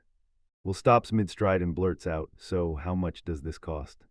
The blacksmith shuts that down fast. He doesn't want a single coin. He refuses to profit off someone who would grab this weapon in the first place. Awesome chased one perfect dream. Meet someone who'd spot the weapon's value in an instant and instantly understand every advantage, because that's exactly what he wanted. Fire spirit power doesn't come for free, it's forged by hard work. William has a contract with one of the most brutal spirits out there, and somehow they still keep their manners, which means the young man only has to grab the axe and let things ignite. They'll love it, sure, but it's kinda weird that it's free. S tries to calm him down, telling him he doesn't need any money. Then, out of nowhere, the young man flashes a tiny stone at the blacksmith, and the blacksmith just locks up, stunned beyond belief. It's a magic stone, one crackling with pure fire power. The kid flings the precious gem at the blacksmith, and the blacksmith snaps back, furious that he's tossing treasures around like they're nothing. Will asks if he can finally take over, and then, yeah, that stone is his now, so he can do whatever he wants with it. Sim shoots him a grateful look and promises, "Don't worry, I'll handle it," because that means everything to him. The blacksmith offers to pick out the perfect weapon for the elf girl on him as a gift, and she blurts out in pure, instant excitement. Will apologizes for her, but the blacksmith waves it off and tells him, "Don't sweat it. He's already gotten more than they ever managed." The blacksmith leans in and asks if Will wants a weapon, but Will grins and says he'll fight with his fists instead.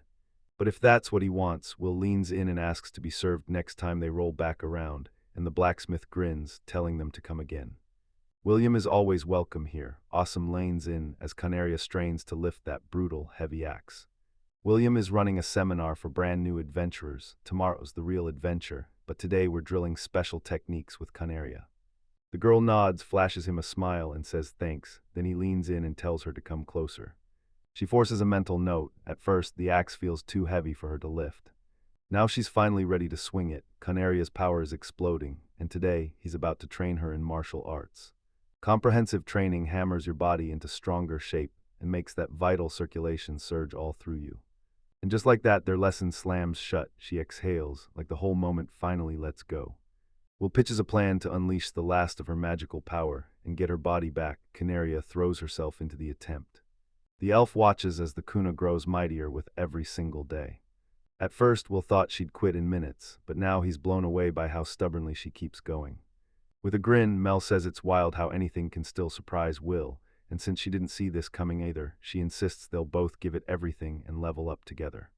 For the last few days, he's been drilling them nonstop, but the moment real battles hit, training days are about to end for good.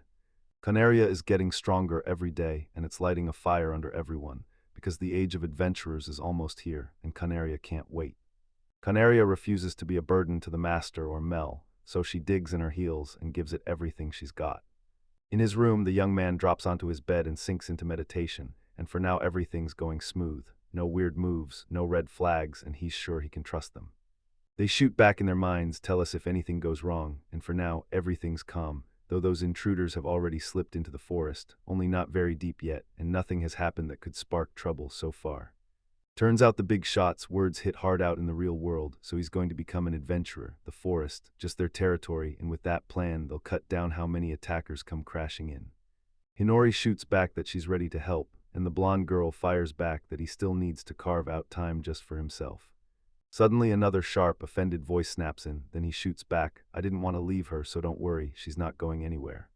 She demands, call me next time, and then, only then, she'll forgive him.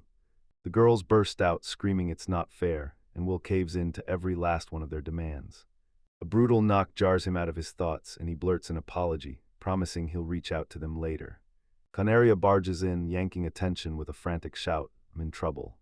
Will bursts in to tell everyone the magical energy in the system is almost fully back, and then her body starts to grow again like it's coming back to life. The girl blurts out with pure joy that everything else is about to keep swelling bigger and bigger too. She'll be as stunning as Satya, Hinori, and Radia, then Will suddenly whips around to face her. He tells her to grab a layer before she chills after that hot bath. She suddenly clocks what she's wearing, freezes, and drops to the floor, cheeks burning with embarrassment. Mel bursts into the room to warn Will about Kuna's arrival, then freezes because she spots Kuna already there. The elf shoots the girl a sharp look. Yeah, she's relieved the guy was right for the job, but if it had been anyone else, she would have hated how it turned out. Canaria flushes with embarrassment and blurts out, I wanted to tell you, when you healed me, I started growing again.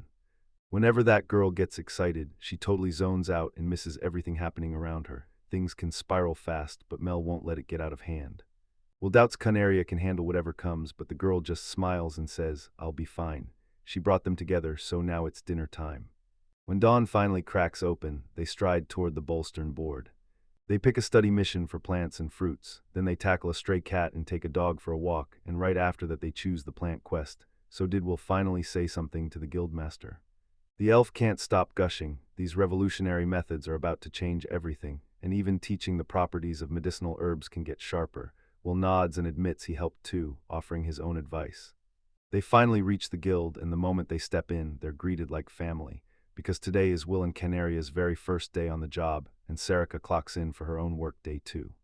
They toss the girl 3 requests, and Sarika shoots her a grin, wishing her a day that goes perfectly. They thank her, then bam, the girl interrupts and demands they stop right there. She asks, did you report the 2 finished requests? But they look totally lost, and Sarika's words confuse them just as the girl reaches into her scarf and pulls out something. Right then 2 missions were already done. He smashed the catapult and snagged a haul of Luan herbs and Kuzakita fruits. She writes down 3 and there's 1 request left, so the guys shoot a helpless look at each other like, oh no, this is the last one. This is their final mission and they have to smash through it right now, no delays. They charged up to the towering gate, and a sentry stood there to block their way. Will yanks the paper out and holds it up. This is exactly what they asked for. The guard studies it for a moment, then grins in a way that feels downright strange. He told them to hang on for a second, and Mel instantly saw it, his face twisted into something totally new. She even felt fear crawl up her spine because that smile was the worst she'd ever seen. Mel can't stop wondering what he's up to, and Canaria's worried too. Then she steps in and reassures them. Forget what those guards think about the stranger. If they keep staring, their heads will pound. Now the guards are telling them to come with them. The guard keeps that weird grin locked on his face as he guides them straight to the spot. He drags them to this massive cage, and a terrifying growl rattles the bars like it wants out. Then the guard smirks and says the owner adores his huge wolf pet more than anything. He tells them to have a blast, just don't lay a hand on him. Will has no weapon, so he charges in anyway. Then Maldina blurts out, furious and outraged. The young man remembers that the request basically said, go on, play with the pet. The guard blurts out that the note in the column says it's okay, as long as it eases the animal's stress, so the young man snaps, then open the door. The guard clenches his teeth, acting like confidence is the coolest thing alive, then warns him to stay sharp or he'll get eaten, and the guy unlocks the door. Will steps inside and freezes. There's this massive white beast in the room, brimming with raw, burning rage, and then Will calmly tells it, "Don't worry. Everything's gonna be alright with this beast." The wolf snarls in panic and darts at Will, then bam, it suddenly ends up right on top of him. The animal lands on its paws and just freezes, pure shock on its face. Will leans in and tells it, "Don't freak out, or that tension in your body will spike even higher." The wolf lunges at him again, but the young man twists aside with razor-sharp timing. The guard's jaw drops. How can this be real? Isn't that kid supposed to be E-rank? Mel shoots back, cool as ever. If that were true, he never would have beaten those wolves. Then Kuna shrugs and says, "Sure, it's not serious work, but the master's moves still teach you something." Will keeps the wolf hooked for hours on end.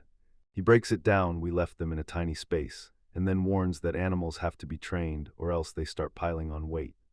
The animals are blown away by Will's sharp focus, and the girls stare at him like he's something sacred. Meanwhile, the guards clench their teeth, furious with envy. Will grins and reaches out to the animal, stroking it as he asks, "Doesn't this feel better?" Then bam, a voice cuts in, yelling that this is impossible, that Silbert can't possibly get attached to other people, and right in the doorway, a silhouette suddenly appears. A young girl in a wheelchair stares up at it, then blurts, "What does this even mean?" The guard fumbles through an awkward answer. Yeah, they're adventurers, the guild sent them, and he escorted the guy straight to Silbert's place so Silbert could deal with him. They show up today, those very adventurers she begged to take Tomert for a walk, so why in the world is the guard dragging them straight to her husband, Silbert? The guard blurts out a desperate excuse. He swears he misread everything and believed the adventurers were only there to take care of Silbert. Will snaps and calls it all a lie. Then he shows them the request came straight from Mrs. Sonata, and suddenly they haul him to this very place. When they told the guard about the animals, he snapped back that they were the owner's pets. Honestly, he couldn't stand Will's black eyes and black hair, so they hauled him here on purpose. Mel blurts out how shocked she is that Will just casually dodged the wolf, and then they realize, oh no, she never thought he was an adventurer at all. They brought them here on purpose because they knew exactly how dangerous this place was. They warned their master to stay sharp, or something would snap him up and eat him before he even had a chance. The lady blurts out that the guard's fired, and he bet her grab his things and get out right now. The guard pleads for her forgiveness, but she shuts him down, no exceptions, not a crack. He can't wrap his head around why she's shielding that boy, but she just snaps back that he knows nothing about him. If he'd stop and think, he'd finally get it. The boy may look like a tiny disaster on the surface, but the older folks in that foreign family know he's human, so how could the guard have pulled something like that without warning her or her husband? The guard lets out a defeated sigh and gets escorted out, while the lady rushes over, bowing and apologizing for the trouble she caused. She listened to William's whole story, then totally forgot to warn the servants. Now she's scrambling to apologize, insisting, "I honestly don't get how any of this works." Mel snaps back that she has nothing to apologize for when it comes to the servants, then tells her to lift her head. The lady demands they brag about their biggest work wins, then she leads them straight to Albert's room. "Come with me," she says, and pulls them along. Suddenly, Will's voice snaps from behind them. "Please, open the door for me, I'd be so grateful." The girl gave a nervous smile, like, really, he thought they'd forgotten him, not even close. Everyone's cheering because Will and Kuna finally nailed their first job, so grab a drink and toast their win. Mel just knew they'd win. After they searched Albert's room and messed around with Silbert, the rewards started pouring in, one after another. It even looked like Sober didn't want Will to go, and Mel's so relieved they finally talked him into it, because yeah, Sober seems to actually understand human language. He sneaks in juicy steaks cut from young rabbits, piles of fresh seasonal salad, and a smoking braised pork dish, seasoned with salt. They thank Ruru, and wow, her father really is a master chef. Ruru beams at that because she loves his dishes just as much as they do. For their next request, they demanded something combat-heavy, so Canaria could rack up real battle experience. The girl blurted mid-bite and Will clocked it instantly. Yeah, it was time for Canaria to level up, and fast, with special training and real-world practice, not just talking. If Maldina spots a solid request, she's gotta tell him right away, because he'll be stuck training Canaria in special training for a while. Will shouts for Hinori and she looks over, only to see they're totally okay. Meanwhile, Will is going all in, tickling that little spirit nonstop. Hinori remembers how Mio used to blow up in anger when she trained with her and even got tickled. Now Hinori finally gets exactly why. Canaria snaps with anger sometimes too, but once you learn her rhythm, you realize it's all gonna be okay. The spirit lets out a shaky sigh of relief, it's finally over. Then the young man calls for Maldina, but she blushes and swats the idea away, insisting she doesn't need it at all. Inori slips up behind her, grins and says she's not letting her go, then starts tickling her softly right on the spot, while the young man watches, completely calm.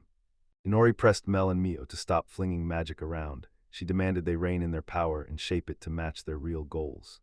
Mio and Mel insist they've got to drill harder at controlling their magic, and they swear they'll give it their best shot. Inori tells Will to take care of himself, and the moment the young man says goodbye, he begs her to pass his greetings to everyone for him.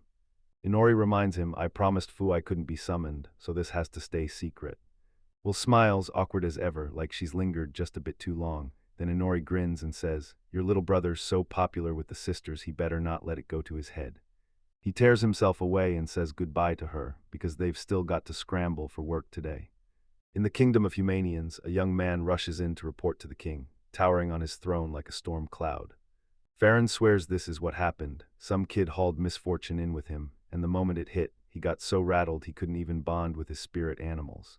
The old man snaps back that this whole idea is pure nonsense. So does that mean they treated a kid with terrifying magical power like he was vile? The young guys nearby murmur to each other, clearly not buying Basilard's story just yet. The king doesn't care a bit about spirit animals. He's only asking one thing: can we drag that vile brat back to our country? The young man just grins and says yes. These negotiations could drag on, but they'll force the truth out of him, because he's genuinely worried. The king's ready to hand this mess to someone else, and the blonde young guy just got an idea. Lord Basilard said William is an adventurer. If that's true, then they'll make him the escort to take him from Farron straight to their country. Why wouldn't the king invite him to come live in their country?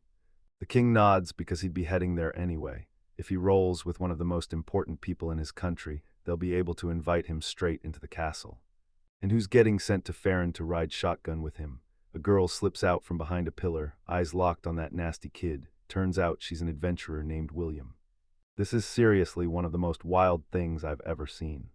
Sarika checked the request was done for sure, then turned to them with a bright grin. Nice work, you did it. Starting today, William and Kuna just got blasted up to D rank. Everyone's absolutely thrilled with what they've done. Heck, the wins on their record are nothing short of jaw-dropping. As their mentor, Mel beams with pride, because starting now, she's stepping in as a full team member too, right alongside William and the rest. Canaria grins because she'll finally team up with Mel, and Sarika quickly asks if Will and his crew can spare her a few minutes. The young man nods, he's got nothing planned today. Then Sarika drops the news that Shazar wants to talk with them, and he tells her to lead William and his friends straight to the room. She's stepping in beside them, flashing an invitation and urging them to follow her right now. She knocks, calls out that William and his crew are here, swings the door open. Then the second they step inside, shock hits them like a wall and they freeze. Right in front of them, a totally drained Shazar staggers along with heavy bags under his eyes, then slaps a grin on his face and congratulates William and Canaria on their brand new rank. He also shoots Maldena a heartfelt thank you for mentoring him, and he even throws in a big congratulations to match. The girls hover on edge, firing worried questions. Is everything okay? Are you getting any sleep at all? He fires back that he's been slammed lately, buried in the Lewin grass and berries we told him about, and now his research is finally done. Soon he'll get to rest. He demands to know if Will's finally changed his mind, because if he joins, Shazar will slap his name on the research, and Will's fame will explode. Now Will is itching to be an adventurer, but he's not about to waste time studying medicinal herbs, and he refuses to burn his name in the spotlight as a pioneer, not today. So Shazar can proudly claim the discovery as his own, but he can't pull the same shady move to do whatever he wants. They just refuse to put the discoverer's name out in the open. This time he tracks them down because he needs them to take on the bandits. Sure, it's usually a C-rank adventurer's job, but bad luck hits hard. They're not in town right now. Because it was a matter of life and death, he begged B-rank adventurers and anyone higher, but every single one of them shut him down. So he snapped back to William and his crew. Are they packing C-rank abilities too? Will whips around to face Meldon and Canaria, wrestling with the idea of taking the job, then lanes in and asks what they think. The girls nod in sync, no second thoughts at all. They all lock in on the plan and start grilling for every last detail of the request. They stumble onto the scene, and that's when it hits. They finally find where those merchants got attacked. 2 days ago the attack hit, and somehow most people fled with just minor injuries, while their cargo got wiped out, but Mel heard the worst. 2 of the adventurers traveling with them never came back. Will says the people behind that attack are probably hiding nearby, so we're scrambling to hunt them down. Mel can't wrap her head around how they'll even find this place, and Will can't track them through the mountains, so they've got to grab more info fast. He leans in and tells her not to fret, then promises he'll call in someone who can actually help them. Will shot his hand up, chanted a spell, and a blazing white wolf burst into the world. After some time, a little girl suddenly appears before them, like the Will has managed to summon her. She rockets upward in an instant, wraps her arms around Will's neck, and clings on like she's finally home. She can smell him and feel every heartbeat after all this time. Will grins. It's been ages since they last saw each other. She keeps sniffing him, so he tells her to stop, laughing it off. After his long trip, he's reeking of sweat, but she absolutely loves it. The young man can't refuse, so he swallows his fear and introduces the girls to Fumi, the wolf spirit who commands the wind. Everyone knows she's his younger sister, and she's hoping they'll finally get along. Fumi already heard all about them from her older sisters. But nothing, not even a sister, could ever replace Fumi, because her love for her little brother burns too bright, and when she finally meets them, pure happiness lights up her face. Mel lights up with joy, thrilled to finally meet her, and Canaria greets her with a big smile, while the water spirit rises to greet them too. Fu says she can only see two and doesn't seem sure about them, but once her brother puts his trust in them, Fu's going to follow suit too. Masario steps closer and snaps that Mel is stubborn and refuses to say it out loud, yet she's here because she's determined to protect the girls. She may not know much about spirits, but meeting one makes her genuinely happy. Fu grinned the moment he met all three, and now that they're finally standing together, Will's got one burning question. Fu braces himself to finally answer, then Will jumps in. 2 days ago, this place erupted in a fight. Can Fu sniff them out by the blood in the air, when the girl drops to the ground, crushed by sadness. The girl lay on the ground, flashed a sweet smile, admitted she loved the scent of her brother like crazy, and confessed she felt nothing but pure happiness.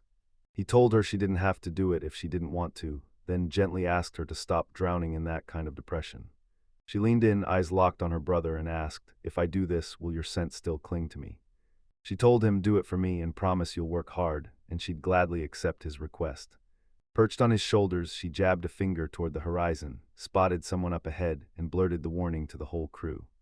She wrinkled her nose in disgust, muttered that it reeked, and claimed, like it was obvious, that nobody had washed in ages. The heroes pushed deeper into the forest, and with every step the leaves hissed and the sounds crept louder, like the woods were tightening its grip. They spotted a crowd huddled around the campfire, while guards stood watch nearby, trading urgent whispers and sizing up the enemy's strength. The girls swore every detail matched Mrs. Fu's intel, and he shot back that this attack wouldn't be that hard at all. After Canaria was yanked away by slavers, she froze with careful fear. Then the hero leaned in and sealed his words to a test. He told her that he and Fu had her back, then pressed, "But how will you handle this alone without Malada?"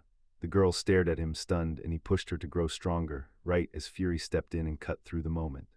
The girl clutched her chest with both hands, drowning in memories from the past as familiar silhouettes closed in around her, and hot tears poured down her cheeks. Her parents warned her if she couldn't conquer herself, she'd never earn the results or the success she dreamed of. She hung on every word about a future where she'd have to fight for herself, then, without hesitation, declared she was going to become an adventurer. Suddenly thoughts about herself slammed into her. She realized she'd once called herself strong, but that's not what she was seeing anymore. "I wanted to be just like Will and stick right beside Mel, because that girl always insisted she'd go with them together." The girl slammed her decision down like a vow. She'd do it, give it everything, and push forward no matter what, because she was set on getting stronger. Steadying her breath, she declared it would be worth fighting beside her friends, determination blazing in her chest and confidence surging through her. He told her he understood her choice, agreed with him, and said, "If that's what it is, then we'll move together." She shot out those words with total confidence. "We're going on," and the whole crew surged forward, ready to smash the next challenge. Behind a tree, the girl shook with terror, gripping her hand tight as she stared at the man standing in front of her, and she knew the moment had finally flipped to her. She gasped under her breath that fear was swallowing her whole, begged to leave everything and bolt, then clenched her courage and forced herself to stay. The girl with the ears froze in deep thought, clutched her fist to her chest, and finally admitted she had to change. She tiptoed on purpose, trying to keep the sound down so she could focus on her moves, but right then, a knock slammed through the door from the other side and shattered her concentration. He strode down the road, lost in his own thoughts, when, out of nowhere, a man slipped in behind them, sped up fast, and snapped his words out loud. A hand clamped onto his shoulder and yanked him to a halt. He spun around in shock and, with a curious pause, wondered if the rain had just started. The heroine stood frozen in silence as the enemy collapsed, and she swallowed her own terror until the last, raw screams of pain finally died out. She lifted her weapon, determination blazing across her face, and screamed her ally's name. Then she surged forward, ready to slam into the next attack. By the campfire, the squad finally exhaled, then a scream tore through the night. A water attack was coming, and the slug surged forward so fast that panic exploded everywhere. People shot up in shock as the enemy hit. One guy yelled, "They're attacking," and the next one stammered, confused, "What kind of attack is this?"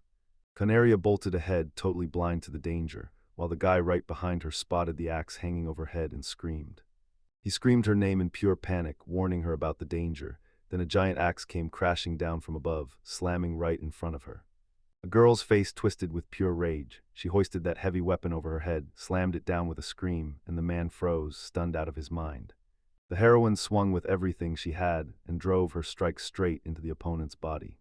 Blood splattered all over the heroine, her eyes blown wide, and her face screamed that something had just snapped, fast, tense, and terrifying. Trapped in the wreckage, he shrieked for help in full panic, eyes locked on the disaster closing in on him. Battle-scarred and shaking, she blared the Aqua Storm spell, tearing open a wall of savage water magic to shield everyone in its path. They tried to bolt in terror through the chaos, but the ground lurched and Haigfellow snapped to it, hearing screams that ripped straight through the air. A girl with sharp ears materialized in front of him, slammed herself into his path, and coldly demanded where he thought he was going, those eyes pinning him to the spot. The girl declared she'd erase her opponent from the map, then slammed him with a brutal strike that ripped straight through his body. The girl with the ears twitched, she caught the scent and realized it was the last one left, and her words slammed the tension through everyone else. Every gaze snapped to the two girls, and one person there couldn't believe they managed to pull all of this off. Rage seethed through him, and he couldn't even process what he was seeing. He swore he wouldn't stop until he crushed them into the ground. The heroine snapped her spell, and suddenly the sky exploded into a rain of glittering blades that dove straight down. The contestants shrieked in terror, clapped their hands over their heads, and prayed as a storm of razor-sharp blades tore down around them. Two men crashed into each other, one screamed in agony, the other crumpled to the ground. Then the whole crew huddled up in the rain as a glowing magic sign suddenly flickered over the forest. The prisoners got a chilling warning: try to escape and you're dead, resist and they'll hand you straight to the authorities. Then one guard calmly shrugged that if you keep your head down, you might still survive. Prisoners buzzed with talk of courage, and one guard scoffed the second women got mentioned. Then he snapped his voice loud, driving home the humiliation. Another inmate snapped his finger and pointed at the young guy posted off to the side. Then the accusations hit: cowardice and zero courage in battle. Then they started mocking him, sneering that he was weaker than the rest, and the whole place tightened up fast, until the guards cranked the psychological torture on the prisoners even harder. The young man stepped up to the prisoners and dared them to fight him. If they beat him, he'd free them all. Those words hit like a spark, and suddenly the whole group felt the tension spike. One prisoner snapped from the pressure, erupted in rage, and charged straight into the attack, while the rest just stared, watching the fight kick off. The young fighter lifted his eyes, completely unshaken, while his opponent crashed down with a brutal slam that cracked the floor wide open. That hit landed with a massive boom, shaking the walls like they were made of paper, and everyone watching gasped, because nobody expected the fighter to throw down with that kind of power. The jumper snapped a brutal kick downward, slamming it straight onto the opponent, and the impact was so violent that everyone nearby went dead silent in shocked awe. The crowd erupted in screams as the blast tore through the scene, and you could see the shock hit their faces, pure tension, staring straight at the terrifying power they just witnessed. He stayed locked in place as the enemy crumpled nearby, slamming a massive dent into the ground. Every single person's eyes snapped to him. He inched forward past the fallen enemies, sword gripped tight, and the next fighter waited just ahead. The spear slammed into the ground with a brutal crack, and the opponent reeled backward, panic snapping into place as he finally understood he was in real danger. In the very next second, he exploded forward at lightning speed, launching straight for the opponent, so fast that Tom didn't even get a chance to defend.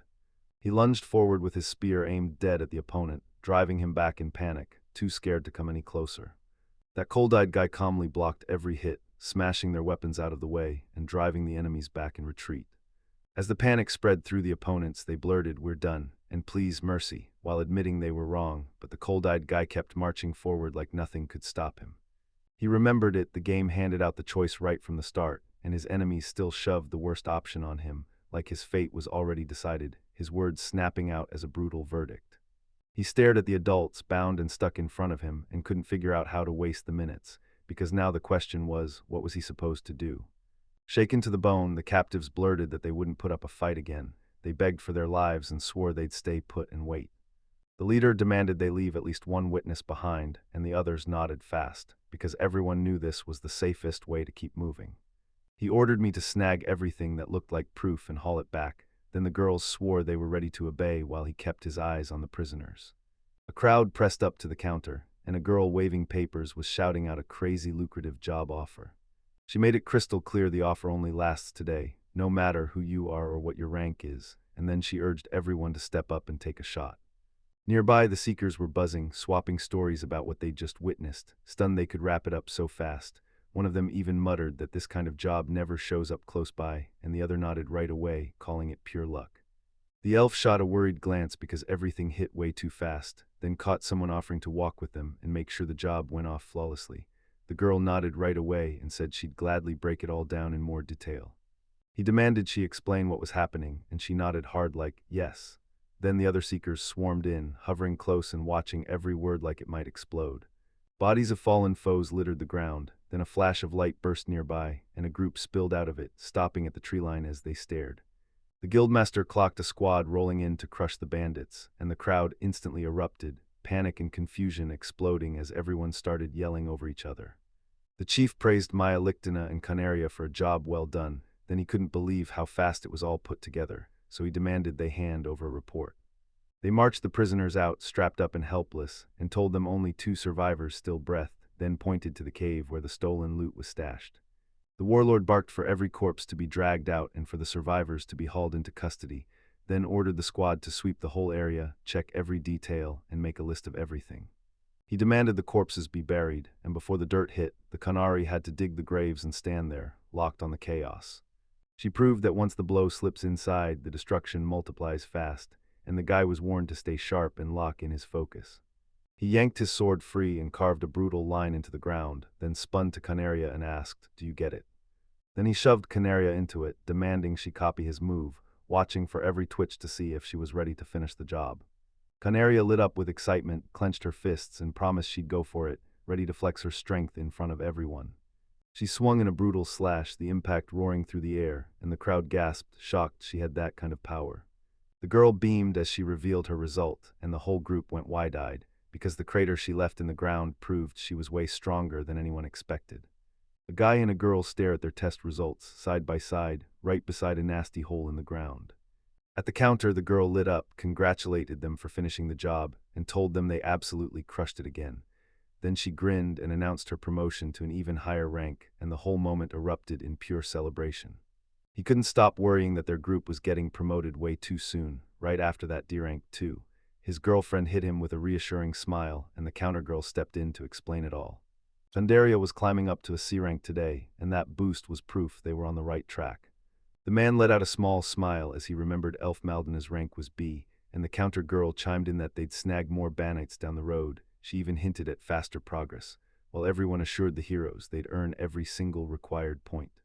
The warriors huddled up, trading stories about the elf girl, admiring her stunning beauty and fearless nerve, then reliving how sharp her sword skills were and how fiercely she fought to protect everyone around her.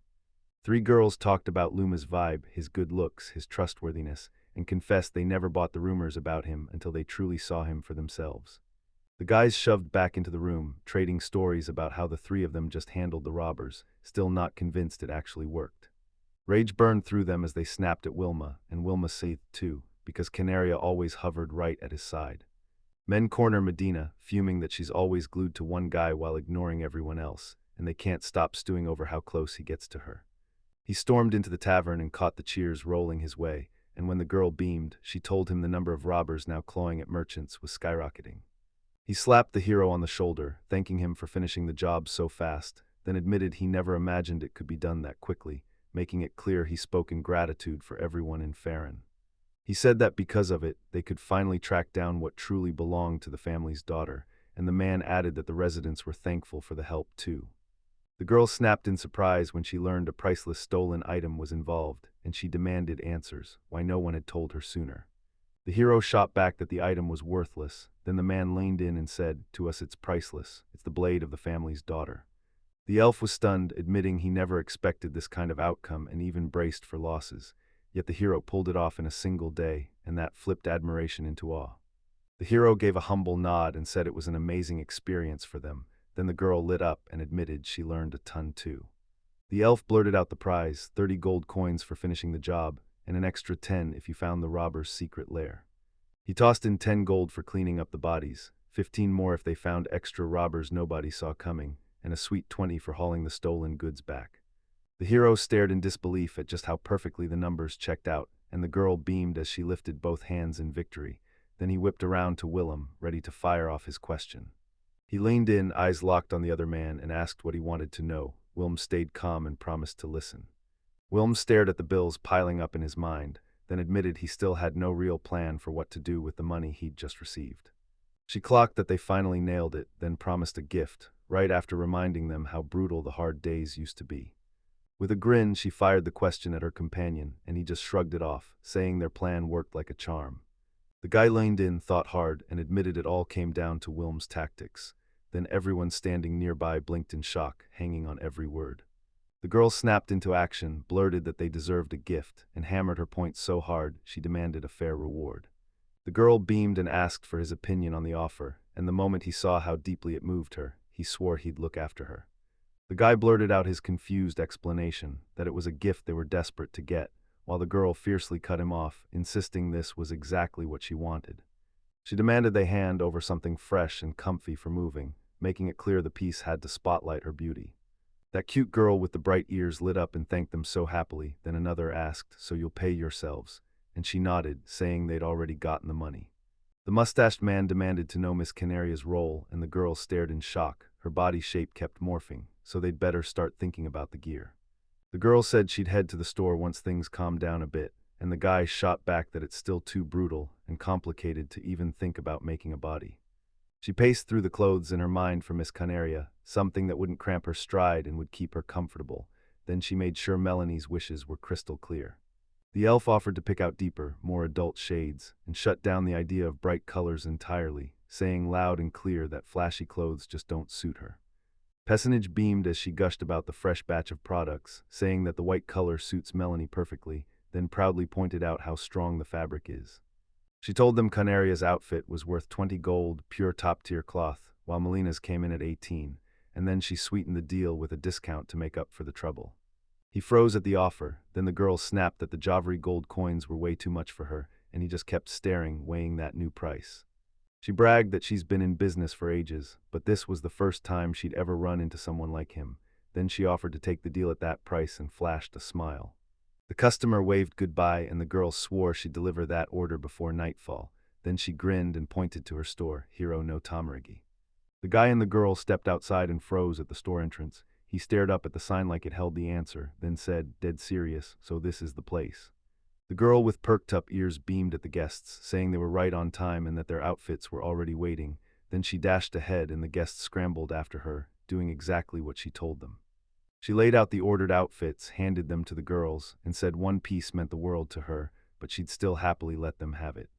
Everyone stared at her stunning clothes and poured out their gratitude, and she just lit up with a warm smile, happy she could give her clients pure joy.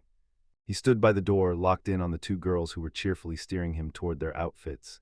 Then one of them spun around, flashed him a grin, and made it feel like everything just got brighter. Both girls stared at the new clothes. One admitted she'd never worn something like that before, loved how the fabric felt, and then straight up asked him if she thought he looked weird in it. He stared in stunned surprise at the girls in their brand new outfits, and he couldn't help but notice how Medina's clothes felt comfortable while keeping her safe, while Canaria's look offered just a hint more vulnerability. The girls huddled together, trading outfit tips, one bursting into laughter with total confidence, the other staring off to the side, cheeks burning with embarrassment. The guy stared, totally lost, and another girl laughed that he just didn't get what girls were feeling. She strolled down the street, and just like that, 2 weeks had already slipped by since she bought her new outfit. Then she smiled, because he fit it perfectly and felt right in it. Every time she slipped into that outfit, her mood shot up like fireworks, and somehow each new day felt like a holiday. In the alley, a bunch of men pinned someone down, and he snapped at them to let go. Then they just ignored him, like he was nothing. The man yanked the girl into a rough hold, barking that this place was dangerous and offering to walk her out, only for her to thrash and scream, demanding he let her go. They jumped in to save that girl, no hesitation. Canaria and Maldina screamed for help, and he flinched in fear, bracing himself like the next second would explode into action. Wilm strolled down the street with calm on his face, but inside his mind raced. No new assignments meant his job could vanish any day. He realized Maldine had taught him that. The girls yelled at him, asking if he was really about to ditch that girl. The elf bristled with fury, and even her companion went rigid. The hero snapped back that he didn't truly know her. Just then the elf erupted, saying he knew the girl and wouldn't dare leave her behind. He told him this help wasn't required, but the elf girl bristled with outrage and cut him off on the spot. She insisted they'd still help, even though they barely knew each other. Then she grabbed his hand and shouted for Kuna. The man clocked the girls closing in and snapped to his partner, "Everything's running like we planned, so don't you dare interfere." Then he said the girls looked gorgeous, and right after that another guy blurted out that the whole group should go for a walk together. Wilm stared with a hard, focused gaze, already bracing himself to step in. In a full-on panic, the guys started blabbering excuses, begging for forgiveness, swearing they'd leave without touching anyone else. And still, fear was eating them alive, as they worried they might get killed and even snapped that the boy was a scary kid. The whole company sat there in stunned silence, while the woman nearby just stood her ground and watched it all with a knowing smile. They hurriedly swore they weren't the ones who scared the attackers, they hadn't lifted a finger, and then said the moment the black-haired master showed up, the guys bolted. The girl thanked them for the help, then pointed at the boy with the black eyes and hair, thinking it was him who scared the bandits off. He stood there calm as a storm, facing the girl in armor, who lunged at him with a sword and yelled that he tore the princess's clothes. Then she hacked in a rage, swinging hard and screaming that she'd kill him. The hero spots the threat to Listia and blurts her name in terror. The girl gasps, "Stop," and the others rush in, saying, "That man already took down the criminal who kidnapped the princess." Listia shrieks in terror, her enemy clamps down on her. The princess is told to stay calm. The air tightens with dread, and the young man just stands there, watching in deadly silence. The hero scatters a whole swarm of copies around the enemy. Then his mind snaps back to the girl, her words, the mistake between them, rage burning in his chest as he wonders if he can even bring himself to kill. Another figure explodes with accusations, screams criminal, orders him to shut it down, swears he'll kill him for what he's done, and the air between them turns so tense it could snap. The young man snaps that he'll kill her, but she just laughs like it's a joke, calling his threat nothing. She doesn't believe he can beat her, especially after all he did was dodge before, so she tells him to try again. The knight barks for her death, swearing it's safer than facing the shame the night would bring, but she fights back anyway. Her resistance crackles with raw desperation. The hero watches her fury and grit, realizing she isn't scared of dying at all. She's terrified of being humiliated. He shoots back that he gets exactly what she's feeling, calm words, rock solid in their tone, yet the girl instantly flinches, terrified and shocked all at once. He's about to land the blow when she suddenly dodges, hard, and he freezes, shocked, because she was the one who demanded his death in the first place. The girl snaps in a burst of panic, insisting it's normal, then realizes she's justifying the danger, facing the terror of dying, all while catching the contradiction hiding in her own words. He's already racing through worst-case scenarios. What happens if some normal girl knight demands his death, asks for the style, drops hints it's all meant to be entertainment, and he realizes he can't brush it off. The girl screams like she's terrified he'll laugh and mock her, then her panic drags out a brutal, harsh response. The hero's left scratching his head, trying to figure out why someone should start having a child right away after their first meeting, while the watchers in the background exchange quiet looks at the master's speech, because it sounds exactly the same as always. The princess whips around to the hero with regret in her eyes, confesses that the guards attacked by pure mistake, begs for forgiveness with a sincere apology, and then admits she's to blame. Her words shock him. The knight erupts in indignation, snaps that the princess shouldn't apologize, points the blame at the hero, declares him guilty. Then the tension spikes so hard everyone's left staring in shock. The princess gasps when she realizes she's staring at the same plain girl, the knight Listy, and her shocked reaction instantly pulls the attention of everyone in the room. The hero stays cool and says, "I wasn't trying to save you, I didn't mean to, but if I really wanted to help, I'd do it the moment you asked." Listy snaps into a full-on rage, screaming at the hero that he's a bastard and a coward, and blasting him for not helping. He says they don't even know what could have happened back then, hammers home just how serious it is, and Listy refuses to take a single word he says.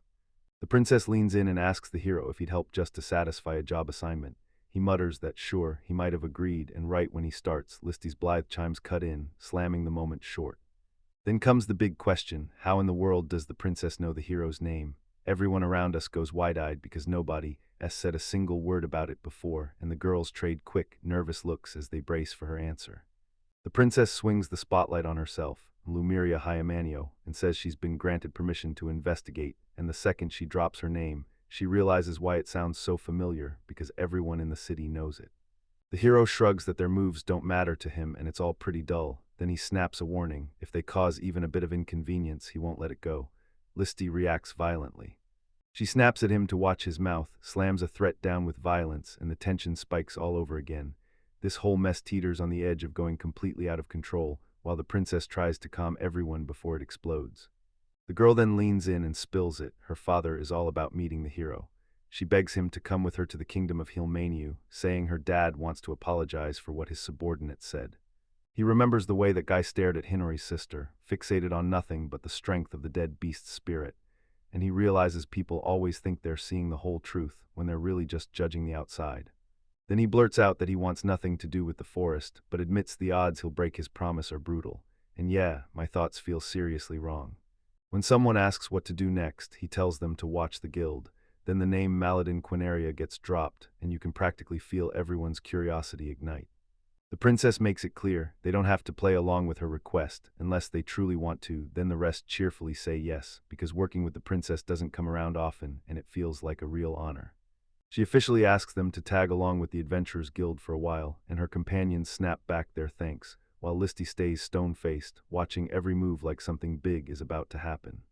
Princess Thamaria stands up and makes the request official to the guild, and every single member nods along, ready to send it for consideration, and if Willem and his crew say yes, it's going to get accepted.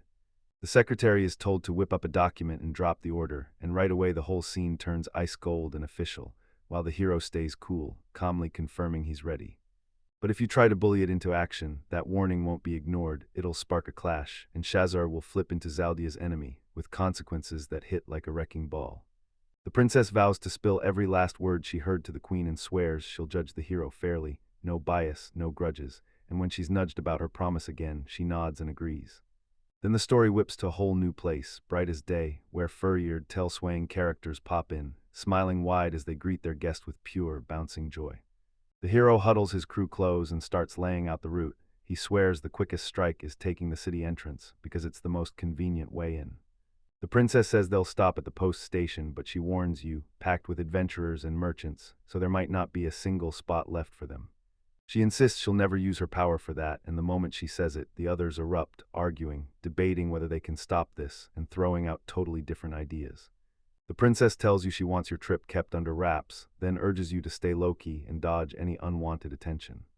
On the way, they start trading ideas about where to sleep tonight, and one of the companions throws out a teasing, "Can I stay in your room?"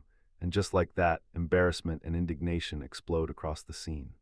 Listy snaps, calling him out for saying it, and straight up labels it a threat, not a request, while the others stare, tangled between worry and caution.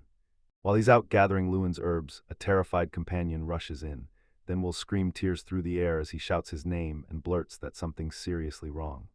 Will blurts out, "What happened to Maldina? Did you spot something weird?" Maldina nods fast, then yanks him forward at a sprint, refusing to let him stay behind.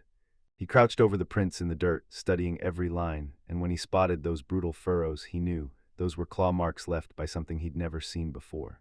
Shaken to the core, Maldina blurts out that those marks couldn't possibly be from the kobolds, because the tracks are way bigger than any monster she's ever laid eyes on. Maldina panics on the spot, swearing those tracks must belong to some massive mystery creature, way bigger than a kobold, and she's never, ever seen anything like it.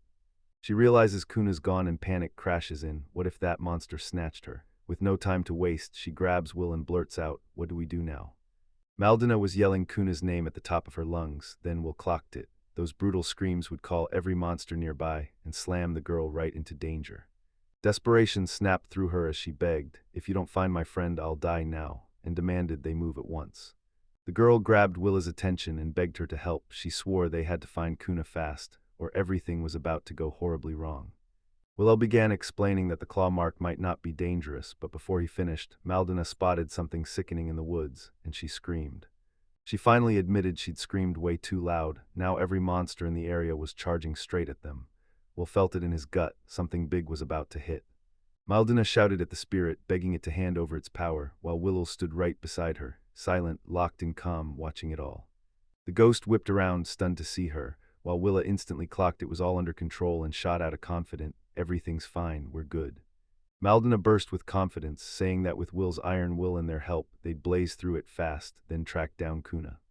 Will snapped her attention the moment something surged out of the dark, and the girl froze. Together, they tightened up, ready for whatever was coming. Kuna bursts back with a bundle of Luan herbs, grinning as she tells Melchin what she found, and then the whole crew dives into a frantic hunt for the missing monster. The hero presses Maldina to stare at the footprints up close, then snaps, "This isn't a monster, those tracks are Kuna's axe." Maldina snaps in fury that she should have said it sooner, and right beside her a satellite crackles back with a trembling sorry.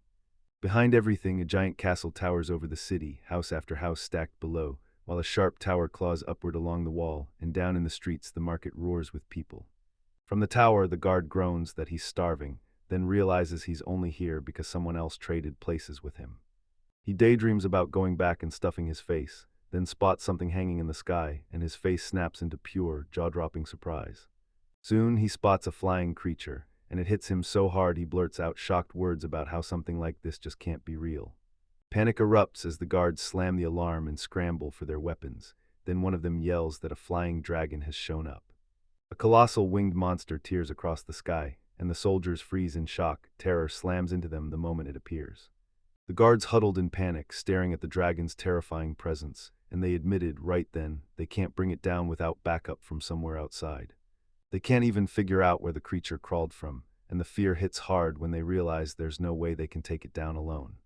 Meanwhile, a crew of heroes hangs back from above, locked in the moment. Then one of them turns to the master and demands, "What do we do right now?" Willem throws out a wild, unexpected plan, just leap off the height, and it instantly shocks every one of his companions. Another hammers the point home. She's immortal and she refuses to gamble, yet with Cunelia somehow it always works out. One of the girls blurts out yes on the spot, but the moment she speaks it, she sees the danger clear as day. Ordinary people would never survive a plan like that. Willem scoops the princess into his arms and blurts out, "Tell me, are you ready to pull off this dangerous plan?" The startled girl finally gets it, this jump is real, and she lets out a scream, eyes wide as she looks straight down in pure terror. The princess jumper springs down hard, clutching her tight in his arms, then she shrieks in terror and claws at him, demanding he let go. The guards freeze when they spot the girl, then panic erupts as they realize it's really the princess, cradled in Willem's arms. In the middle of the chaos, the princess finds herself in the hero's hands, eyes wide, heart pounding, so she blurts, "Master," even though she has no idea what's happening, all the way to the end. Willem and the princess hit the ground safely, and the heroes just stared. This landing came off almost risk-free, with barely a shred of fear. The guards snap, shouting for her to be released at once, then they bark at the princess to come back, while their weapons point straight at Willem like a threat with teeth. The guards snap to it, this dragon is Willem's, and they order it seized right away, along with the princess. The princess is falling apart and Willem leans in, admitting his body is still trembling, like danger hasn't even hit yet, but it's already in the air. They close in and the hero stays ice calm. "Hold on, just a moment. He's already touched down, so the girl can step right out." The princess planted herself right in front of the guards and Willem, blazing with resolve as she ordered the threats to stop at once and the pointed weapons to come down immediately. She snaps out an order to drop their blades, voice iron strong, and every warrior freezes, exchanging terrified looks like, "Wait, what's going on?" The guards freeze in total confusion the second they hear the princess bark her order, and they can't wrap their minds around why she's shielding Willem. She flashes a smile and declares, "We're not enemies," then promises she'll explain everything later, finally calling for the tension to break. Then the princess snaps to life and orders a messenger to race to the royal castle, telling them she's brought guests. The princess snaps her orders, everyone scatters fast and clears a safe space so the dragon can land right beside them. The guards stare in shock at her grit, but they snap to attention. Then they watch, wide-eyed, as the massive creature lowers itself to the ground with terrifying care. They're blown away by how she commands the dragon, and they can't stop praising her bravery, calling it an absolutely incredible, truly respectable move. The guards are stunned that the princess actually wrestled down a massive dragon, and they're still talking, shocked, about how the beast obeyed every single order she gave. They burst with joy, yelling that the dragon is finally tailing her, and they all cheer their fearless princess like she just proved the impossible. Meanwhile, another girl squirms in confusion, pleading for someone to finally rip those bonds off her. Princess Morelia stormed in with her squad, and the soldiers immediately shouted, "That's her, the princess." Then the captain of the 3rd Night Squad, Liz Lote, marched forward with a full 200 soldiers to greet her. The knights beamed with relief that she was safe and sound, then swore the guests would be escorted through the danger and delivered safely. Merrily spun toward Liz, and Liz lit up like, "I'm so glad you're here." The princess then flashed a calm smile and said there was nothing to fear, everything was absolutely fine. In the dead of night, she brooded with a mischievous little grin, like something was stuck in her thoughts and she couldn't quite figure it out. Liz snapped to the princess with sharp suspicion and demanded, "Don't you dare tell me I messed up again." The princess shook her head, snapped that everything wasn't fine, and admitted Liz was panicking for her. Then she insisted it was pointless because Liz was right here and everything was totally okay. The princess said she'd already warned them when she'd leave, so there was no point pretending they didn't know anything. She commanded the knight to lean in and listen, declared he was being yanked out of office, and ordered him to tell every one of her subjects why he was leaving the castle. Then she snapped that she'd handle Listy herself, waved the former security guard off home, and stood there waiting for the royal decree to finally drop. Liz snapped that the princess, born as the country's very soul, was responsible. Then she insisted that having an armed force and solid reinsurance never does any harm. One of the heroines snapped with fury and demanded to know why they were stripping her of her duties, insisting it was absolutely, unfairly wrong. She stayed cool and told them straight up, "I didn't get a word with my superiors, but I'm still a knight." Commander Lizlot shot out an apology for the delay, introduced herself as the commander of the 3rd Night Squad, and bowed with full respect to greet everyone. Liz Beam told them it was a pleasure to meet them, and proudly said she'd been assigned to escort them to the royal palace, with full respect every step of the way. Maldena said it was an incredible honor to meet Liz, and Canaria chimed in, grinning wide, that she couldn't be happier to finally meet her too. Liz snapped her fingers and told everyone to follow, and the whole crew sprinted toward the palace, while a dragon, still dead asleep, got to rest in peace. In the lavish hall, a feast-laden table gleamed, and the guests were ushered to their seats, told to settle in and breathe easy before the meeting kicked off. The young man snapped around and told them, "Follow me." Then he strode forward in calm silence straight for the door. They tailed the guide through the palace corridor, their footsteps booming down halls lined with glittering mirrors and towering pillars. The heroes strode into the throne hall with the knights right behind them, praying the moment they met the king would stay calm, respectful, and under control. The king sat high on his throne, and the young man blurted out in shock, "Wait, you're really the ruler of this country." The courtiers roared at him to bow down, hit his knees, and beg forgiveness for every harsh word he'd just thrown out. The king cut off his advisors mid-sentence and demanded they stay cool, then declared he'd handle everything himself. He stared that young man down, instantly sensing he was trying to scare him, yet the guy stayed unnervingly quiet like he was holding back a storm. The king shrugged off his enemy's words like a light breeze, empty, pointless, and doing nothing to shake him. The king told them everyone hides their flaws, but the methods are different. The strong use their mouths to fight back, and the truly hardened hide their cracks deep inside, spiritually. He flat out said he despises pretense and hypocrisy, because people like that make his stomach churn, and his trust in their words evaporates. A young man stepped up and said his name was Willem, then he dropped the real reason he was here. He didn't come alone, the princess demanded it. The king snapped that he couldn't remember where he'd ever heard Willem's name, then brushed everyone off and said he didn't bother listening to what other people had to say. He clocked that Willem was already right in front of him, so he cut the fluff and went straight for the point. The boy shot back that he was the man the whole kingdom couldn't stop talking about, and he wouldn't suddenly act all friendly just because he wore the crown. The king immediately clocked how beautifully Willem spoke, then his mind snapped back to everything Basilarch had warned him about Willem's story. He confessed he was shocked that Willem could read his mind so clearly, and then admitted he'd been hearing rumors about the adventurer's wild exploits for ages. So he flat out demanded that Willem fall under his command, because in his mind it was the only obvious move. Willem flat out refused, and everyone in the room froze in shock. Then the king gave a knowing smile and told him to hear the rest of it. The king said he'd love to make him his subordinate, but Basilar's story hit hard, and the king instantly changed his mind. Hearing that, the girl shot back stunned, so it's really asterisk like this. The king stepped forward and offered to cooperate, then everyone just froze in shock. The king lowered his head to a commoner, and the courtiers erupted in outrage. The king snapped in fury, demanding absolute silence. The young man reminded him, Willem had to live by the world's rules, fight through the pain, and stay human no matter how brutal it got. The girl told him, if danger hits, I know you'll step in, and that's because your intentions are the real deal.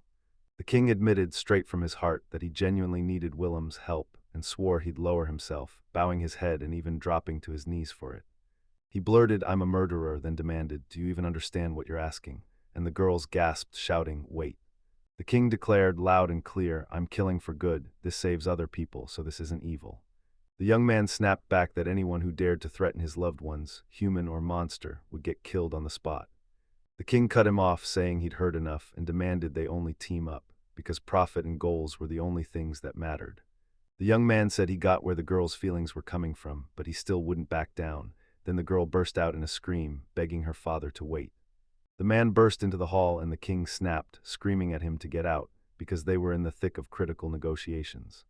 But the man snapped back at his father, insisting he wouldn't let the country be handed to someone who'd botched the choices and never once thought about what would come next. The king jerked back in shock, demanding what was happening, and the man snapped that you can't just lean on Baselard's tall tales to judge someone's true abilities. Then he stepped up and offered to test Baselard's claims for real, because to him, that was the only way to know whether the words were actually true. He warned them, if this turns out wrong, the one ahead could just be a regular bandit, and the truth will hit them right away. They face off across the hall, and the air turns ice cold with tension. The king scrambles to defend himself, insisting the power surged because of the contract, yet the other man shoots him down hard, saying it all happened because of that deal, so they should go verify it themselves. Then the man snaps for proof. He demands to know if the contract with Baum is truly sealed, and he orders him to summon a spirit beast if that claim holds up. The guy snapped that he couldn't bring Hinori out in front of everyone, and then a sneer hit back, claiming he was just scared and pressing, "So you're telling me it's all a lie?" The young man snapped back, "No, I'm not lying," and then warned you straight, "Don't you dare use your position to bully people. A real adventurer stays honest and brave, or they'll never win anyone's trust." Step by step, the situation spiraled, and pure rage and sharp tension filled the air. Someone demanded the argument stop, warning that those insults could get punished hard, but the man refused to fold, swearing all he cared about was one thing, whether the contract was truly finalized. He barreled ahead, insisting the entire tale was a total lie, because to him, everyone else's words were just hollow noise, and even the so-called hero was nothing but a master deceiver. He warned that maybe the person blocking them didn't have real power at all, and that meant every tale about him was pure fiction. Suddenly, a voice barked a spell at the ancient spirit, demanding he come forward and answer the call. Right then, everyone stared in shock as the summons power exploded into the air, and one person blurted out the spirit's name the moment it appeared. With steely determination, the character vowed to prove their strength. Then the hero snapped into action at once, instantly sensing danger and reacting to what was unfolding. A blazing flash erupted right in front of his eyes, and the hero gasped, frozen in pure shock. What in the world is that? He locked eyes with his opponent, stunned that his strength didn't make sense, and then he outright froze at what he was seeing. A blinding flash ripped through the hall, and out of the flames a majestic winged spirit burst into existence, flooding the whole place with raw, unstoppable power. From the blinding light, Hinori burst into view as a majestic angel with massive wings, and everyone there froze in pure shock. The hero screamed in pure frustration, demanding, "Why are you here?" Then he practically ordered her back. Hinori snapped, telling him to shut up. She'd never kill him. Then she hit him with the truth. She was only trying to raise one tiny child who couldn't even talk to people. The young man blurted her name in shock, and the other character could only stammer, panic freezing him. The hero thought of Hinori, realizing she'd shown up alone, and feeling that chilling, something's wrong dread crawl in his chest. Then he blinked, feeling something was off, and at that exact second, bam, something snapped his attention in an instant. The man declared this was the hero's spiritual beast, an astonishing artwork forged by God himself. Then he vowed he'd master every single one of the hero's abilities, and bind them to himself by turning the hero into his own spirit. Then he stepped forward, confident as ever, and offered to test its strength, swearing it would turn into his spirit beast. The two men stared each other down, and the tension snapped tight in the air. Then the one man cracked a smug grin, like he was moments away from making his move and ending it. A clawed hand snatched one of the characters out of nowhere, and he shrieked in terror, desperate to shout that royal blood coursed through his veins. The creature pinned him down and said, cold as stone, that it didn't matter who stood in its way, and then it snarled that he absolutely deserved punishment, because his master shouldn't have treated anyone with that kind of rage. The prisoner snapped in pure frustration. This was a misunderstanding, but the truth hit him hard. It was happening because he was tied to the royal families. The guy begged Will to punish him instead of Lloyd, then warned he might lose control of the beast's rage, so he pleaded for it to be calmed. He insisted I didn't summon her. He even admitted it might have looked like malice at work, but the truth was clear. The contract with Hinori didn't give him control over anything like that. He admitted it plain and simple. No matter how badly he wanted to, he couldn't stop her now, and honestly, he didn't care what anyone else thought because he'd already told her he wanted her. The main character swore he wouldn't stop her, no matter what. Someone else blurted, stunned out of their mind, asking if he'd actually passed out. The girl blurted, "I'm sorry, I acted out because my master was trying to befriend the royal family." Then she snapped that if they kept mocking her, she'd rip into every single one of them without mercy. He spun back to the spirit beast and begged for forgiveness for his own dumb blunder, then snapped that he never expected Loy to pull something like this, swearing that the moment he finally came to his senses, Loy would get hit with the real punishment. One of them snapped that there was no need for explanations, but he still pointed out we could issue a decree, and then he ordered me to remember that. And he added then there won't be any threat, swearing he'd never obey a soul, only his master. One of them snapped that the outside world had its own rules and demanded why he even forgave that disrespectful jerk, while another insisted that wiping him out would be easy, until they admitted that if they did, the country would kick off a full-on war with them. So he figured this out, win the war today, and the country would still crumble afterward, sparking a forever war against every nation until the whole continent got dragged under. First, they asked if he truly wanted to do it. He shrugged, not really, because he wouldn't risk anyone getting hurt. Then they pushed him to dig deeper into this world, and they swore that once his mind shifted, every order he gave would be carried out. He assumed that meant 0 murders, and when she nodded, he hurriedly thanked her like he finally got the whole picture. First, they claimed Inori could approve it and no one would complain. Then they added, and if His Majesty doesn't raise a fuss either, it's time to settle this conflict peacefully. The king shot back that this was exactly what he'd been praying for. Then he thanked them for bringing him in, and immediately declared that Lloyd was getting locked under house arrest, so he'd never try that stunt again. The young man burst out, joy lighting up his voice as he called Hinori's name. A cloaked man burst from the shadows, then froze in front of the palace, staring hard, like he was memorizing every detail, and the moment his mind caught up, he grinned because the spirit beast really was breathtaking. He was convinced this was the spirit he'd been hunting, because that creature's combat power was so brutal that in a solo fight, nobody could last even a moment. In his heart, he just knew him and the spirit were a perfect match, like fate had written it into their souls.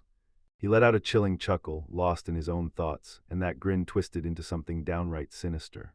He was convinced he'd crack it and snag this spirit, and he knew his plan would work. In his head, one thought screamed, "Don't you dare make her wait, make sure you meet Hinori first." The girl spotted something off and whirled around in shock, locking onto every detail of what was unfolding. She spotted a stranger in a raincoat, then he burst into laughter and yanked out his sword, ready to strike. That mysterious stranger leaned in and declared, like clockwork, that Lord Listian really was the kingdom's strongest, something he'd witnessed firsthand more than once. Listian then stared at Astajo, like he already knew something was coming. The warrior pressed his sword to the enemy's throat and demanded a reason for his arrival. Then he straight up warned he'd kill me the moment the silence answered back. The stranger clocked the other guy's impatience in a heartbeat and told him it looked downright complicated. Even with a gun looming, he kept his voice steady and told you he was truly happy to meet you, confident to the bone. The stranger stepped up and called the warrior Lord Listian. Then the warrior shot back that there was one urgent thing he had to talk about. The stranger introduced himself as Julius, then lined in and said he carried a message for the other person, sent by someone else, and demanded the sword aimed at him be lowered. The warrior snapped back and threatened to kill him right there, saying Julius better speak the truth as he is, or the reprisals would come crashing down. The stranger leaned in and snapped that the kingdom was crumbling, and that its end was right around the corner, then demanded I team up with him if I wanted any chance at survival. The warrior froze in shock and blurted, "How do you know the future?" The stranger just smiled and said it all came down to one thing, the wild, incredible strength of the guy with the spirit. The warrior snapped that the power of a foreign spirit, and what he and that guy have, has nothing to do with their country or their rank. The stranger nodded at the truth, then clocked one thing: everyone doesn't recognize that guy, because the warrior standing there is actually the crown prince. He said the deal can be ripped up any time, and he couldn't stop questioning whether this union even has the backbone to stand up for itself. The stranger leaned in and promised that if they teamed up, they'd reach one decision together and grow stronger fast, while hinting that the warrior is just as unbearable to stand near and that convincing everyone else would be a total breeze. He said uniting for the kingdom is a must, and even if this plan blows up, it'll still be a win. The warrior snapped back, shocked by the demand, but the stranger pressed on, insisting it's worth teaming up if they want to save the country. The stranger smirked and said, even if the king hates the idea, it won't stop this. Then he leaned in, sizing the other guy up like he wasn't weak for a second, and told him to trust his power and follow him. The warrior erupted in protest, demanding whether that move would count as treason, then slammed his fist down and declared he couldn't betray his country, or the father he loved, by turning down the offer. The warrior snapped at Hikai, warning that siding with the stranger would be a betrayal, his anger blazing through every word, so harsh Hikai couldn't possibly accept the suggestion. The stranger stayed stone calm and snapped, "This isn't betrayal, it's loyalty to the kingdom," then promised, "We'll save this country together." When she heard it, her whole world jolted, then silence hit hard and the words just wouldn't come out. She couldn't forget that her father's confession mattered too. She sucked in a shaky breath, fear and doubt flashing in her eyes. Then, after a tense pause, she finally admitted the other man was right. The stranger promised that with the devil's power behind him, Listian could finally aid his highness and crush the threat before it swallowed his kingdom. The stranger claimed only a hero can stop the disaster creeping in, then grabbed my attention and demanded I lend him my strength, work together, right now. He laughed and said he wanted to cooperate, because this help would change everything big time. The hero nodded, but doubt still gnawed at him from deep inside. The stranger leaned in and swore it was happening right this second, and that quiet, smug smile told you he had everything mapped out already. He leaned in and told you the real fun was just getting started, promised it face to face, then flashed a grin and asked if you were enjoying what was happening. The girl pleaded, "Will you stay one more week?" And he snapped back, "No, I'm wiped out, I'm leaving." A man stepped in and introduced himself as a knight of Lyserov, then declared, right to everyone's face, that he'd be traveling with Lord Vilm and Lady Canaria today, signaling he wasn't here to play. When the girl spotted Balud, she froze in shock. She never thought she'd find him here, and blurted out, "Why are you here?" The boy said he'd come about something tied to Mr. Wilm, then asked straight up if he was messing with them. The warrior spotted the incoming young man and stepped in to greet him, but surprise hit hard. He demanded what was wrong, eyes locked on every move as it all unfolded. He flashed a smile and told the guy, "I'm Richard Licerati," then leaned in with, "There's nothing to be done," and the other person went dead silent. Another young man broke in and said, "I can't talk to you right now," then told them to scoot over a bit so they could talk in private. Beluda Haven popped into the scene and introduced himself as a spirit mage, telling them he'd just met them before, so yeah, they already knew each other. Then he grinned and said he was pumped to team up with them again. He'd quietly nod and say he'd be thrilled to join up, rolling right into the team and cooperating. Canaria leaned in and said, just like Maldina, he's a spirit mage. Then he bragged about his wins, wiping out orcs and carving through demons with pure, unstoppable force. Beluda snapped that he didn't come here for stories, told him not to act so shocked, and said his real mission was to meet Mr. Wilm, the spirit mage and summoner. Wilm caught it instantly. Beluda's spirit was rock solid. Beluda grinned and said he wanted to learn the truth behind his contract with the strongest spirit, then begged him to tell the whole story. In the end, he said plain as day that nobody would think otherwise, making it crystal clear what he truly meant. Belud insisted he'd come with nothing but good intentions, just itching to satisfy his curiosity. Then he called forth a spirit named Sandra. When the spirit finally showed up, he leaned in and claimed, "Yeah, that one's mine." Balak introduced her as Sandra, then muttered that she wasn't exactly high-spirited, before turning to her and ordering, "Go on, greet the others." Ghost tried to introduce herself, and Wilm stared in shock as she fumbled over the words, fighting to get them out. The girls thanked them for working together, then one of them said this was straight-up Balud's contract spirit. It played out exactly like they expected, even if that spirit didn't leave much of a mark. Will stayed silent, and the spirit jerked like those words burned. He caught on that the spirit reacted weirdly around people, and his mind started racing. Was she scared of them? That detail totally hooked him. Beirut blurted out an apology to everyone and confessed that Doe wasn't dangerous at all. He was just painfully shy. Everyone stared in shock at what was unfolding, and the whole atmosphere erupted into tension. Balud shot forward and started calming everyone down right away, telling them it was all okay and to drop the worries, then leaned in and said this stays between them. Things will blow over soon, and this situation isn't dangerous. But the girl barreled in and shouted that Mr. Wilm and Canaria had no intention of brushing this off. Wilm leaned in, gave a quick nod, and said he had to step out for a bit, because he needed to see Maldina, and nothing mattered more than her safety. Lisa Rote's first name call shocked the girl so hard she stared in disbelief at his decision. We'll warn them, stay sharp, then we'll head back the moment we find Maldina," and the girls thanked him.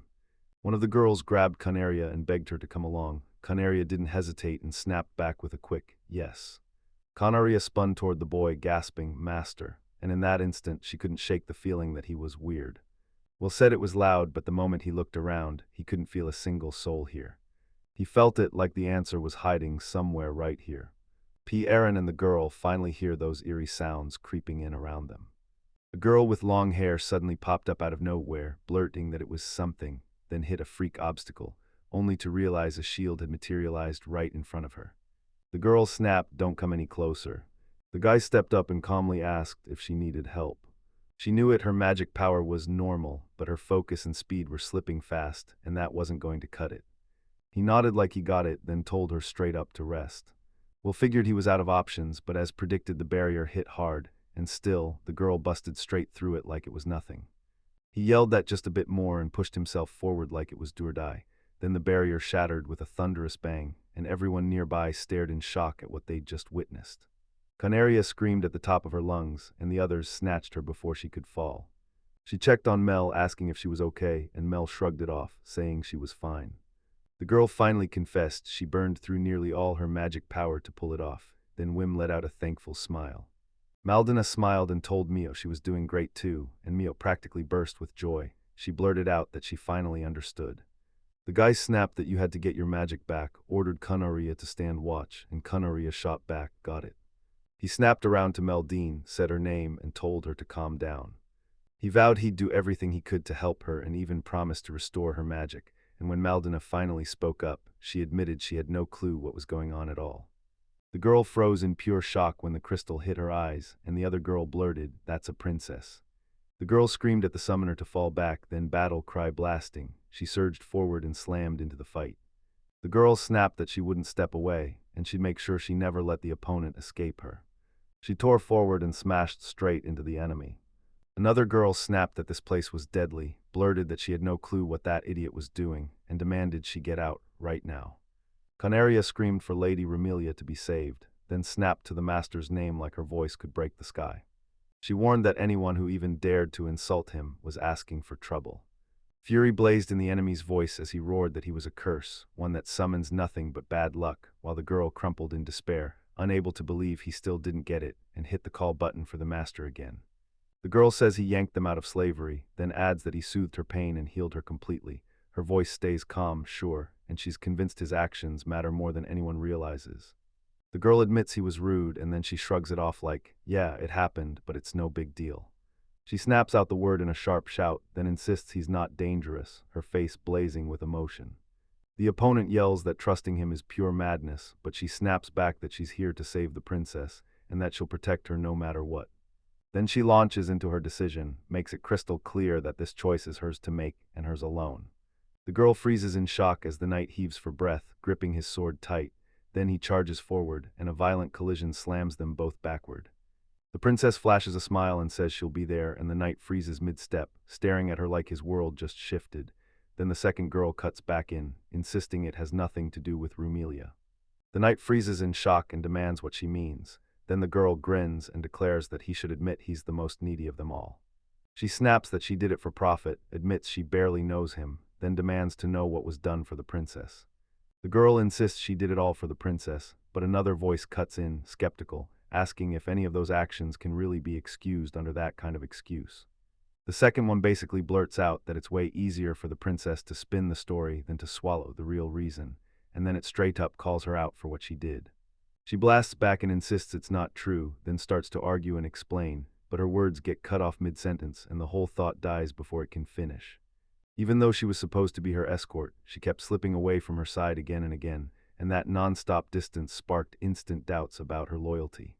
She blurted without thinking and slammed into the master who had saved Lady Romelia. Right then, the whole room snapped into tense silence. She blurted without thinking and accidentally knocked into the very master who had saved Lady Romelia. And just like that, the whole scene snapped from calm to tense. In Shah, the mission landed on Romelia, and it hit her with the same truth. Joining the kingdom hadn't changed a thing. Monroe Bach called it out, sure, she preached protection and salvation, but the truth was way harsher than her words ever promised. She insisted this whole thing was done for her benefit, never for Remilia's, despite everything that had already shown otherwise. The knight begged for silence, then the question hit, what do you really know about me? Then she confessed, straight from the heart, that she'd wanted to serve him since she was a kid, pure devotion burning in her chest. She claimed she was the only one meant to guard her from danger, stay by her side, earn her trust, and be the one who got to see her smile, because that spot was hers and hers alone. Kanari snapped at her for being selfish, calling her a spoiled princess with pure annoyance dripping from every word. She said that if the feelings for Raimelia are truly deep, then loving her shouldn't come with strings attached or trophies to chase. Canaria snapped that if he meant those words, she'd rather cut ties with her escort and drop the whole role. After that flashback hit, the princess spun to Listianel and declared, from this moment on, you're my escort, now come with me and stay by my side. She said Listianel is way too long, then suggested we just call it Listy, and with that warm smile on her face, she asked me to take care of her. I swallowed my nerves and gave a quick, clear yes. Listy couldn't stop replaying it, where did she mess up? And all she could hear was that princess calling her to head to the city together, those words about serving her just so she'd always get to watch that smile, and the truth underneath it. Listy only wanted it. She remembered the one mistake she'd made, and even after everyone forgave her, guilt still burned inside her chest. The princess spotted the scratches on it, sighed that there was nothing she could do, and pushed that studying it was crucial, because in her world, every problem has its own answer. She realized she'd never had anyone care about her wounds, until the princess stepped in, claimed them, and carried her through it. She finally confessed she'd always claimed she did everything for the princess, but it hit her later that the real truth was uglier and deeper. She wasn't only protecting her, she was defending the ideals she'd buried behind fake loyalty. Listy called Ramilia's name with bated breath, praying, like really praying, that fate would bring them together again someday. Well, blurted Sister Hinari, in pure terror because something was clearly wrong with her, yet all she could do was let out a weak, broken moan. He couldn't believe the enemy snatched her that easily, and panic snapped into action. He had to save Hinori first. Meanwhile, another character stared him down and asked, "Who are you?" Then they pointed out, if this is deterrent magic, you'd need a ton of power. Then they explained how spiritual communication works, and the room erupted in shock, leaving everyone scrambling in confusion. He told me his own Born with Magic was made to clamp down on spirits, and it crushes them especially well. Then warned that if the spirit is too powerful, you'll black out, collapse, and hit the ground, and right on cue, he noticed the captive was packing the spirit of a beast, just like he'd predicted. He barked that the man was driving him insane, and you could practically hear every ounce of rage and frustration he'd been swallowing this whole time bursting out. The hooded man shot back, "I can't let you walk away, my employer ordered it." Then he said, "Once we hit the goal, we'll have our fun, so start by contacting Wilm." He came in swinging like a storm, then a mocking shout ripped through the air, "Stop being an idiot," and that's when he realized his hits weren't even landing. His opponent burst out laughing, then realized he couldn't even move, like the other guy had total control and he was trapped in it. When Julius finally laid everything out, he didn't buy it at first, then the doubts vanished and he jumped at the moment. Then he claimed the summoner couldn't possibly get any closer, and demanded to know why she wouldn't quit and just become his. Rage flared in the girl's chest as she screamed that her summoner was only William, then snapped at her opponent, "You're just a man and a total jerk." He flashed a grin and told her straight up that he still wanted her, no matter what it took, and that he wouldn't take no for an answer. The opponent flashed a ring in her face and ordered her to keep her eyes on it.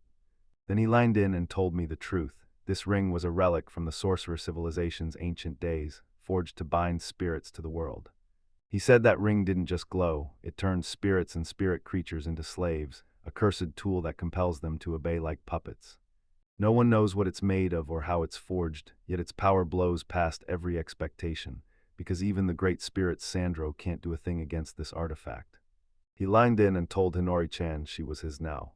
Meanwhile, the opponent got dragged into a fight, and when they saw his effort, they sneered, asking if he was already too tired to keep going.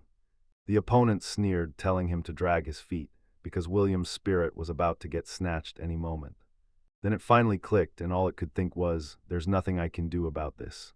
The opponent leaned in and demanded Hinori become his, flashing a magic tool like a threat, then pushed hard, trying to break her will and force her to submit.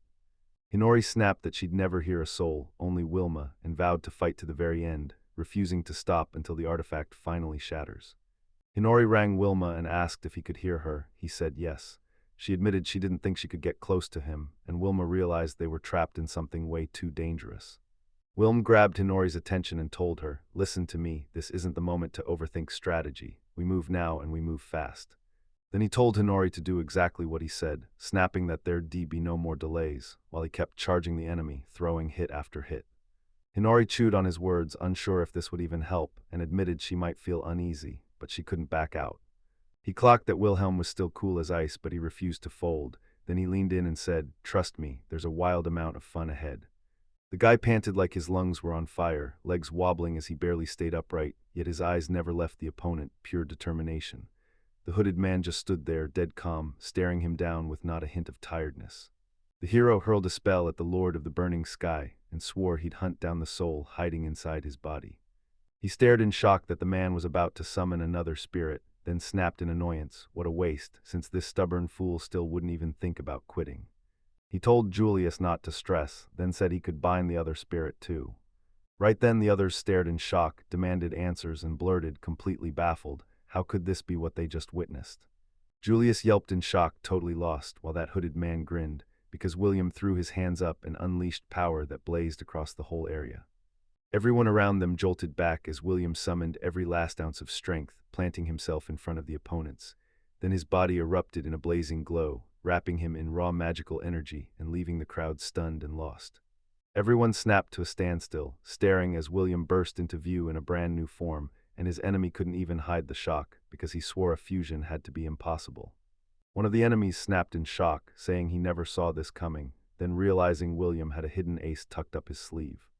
Julius exploded in frustration, screaming that it was impossible. Then he snapped that if they'd only had a little more, everything could have gone a totally different way. Julius couldn't wrap his head around how William pulled off a full merge with the spirit, and when it happened, Julius snapped in pure fury that the spirit was going to belong to him. William snapped with anger, demanding to know if the opponent was mocking him, then barked that he didn't dare to treat Hinori like trash, and asked straight up whether he was ready to take responsibility for it. While everyone in disbelief traded frantic theories, one character snapped that something was clearly wrong with Julius, and another blurted, how did he pull this off if he merged with the beast spirit?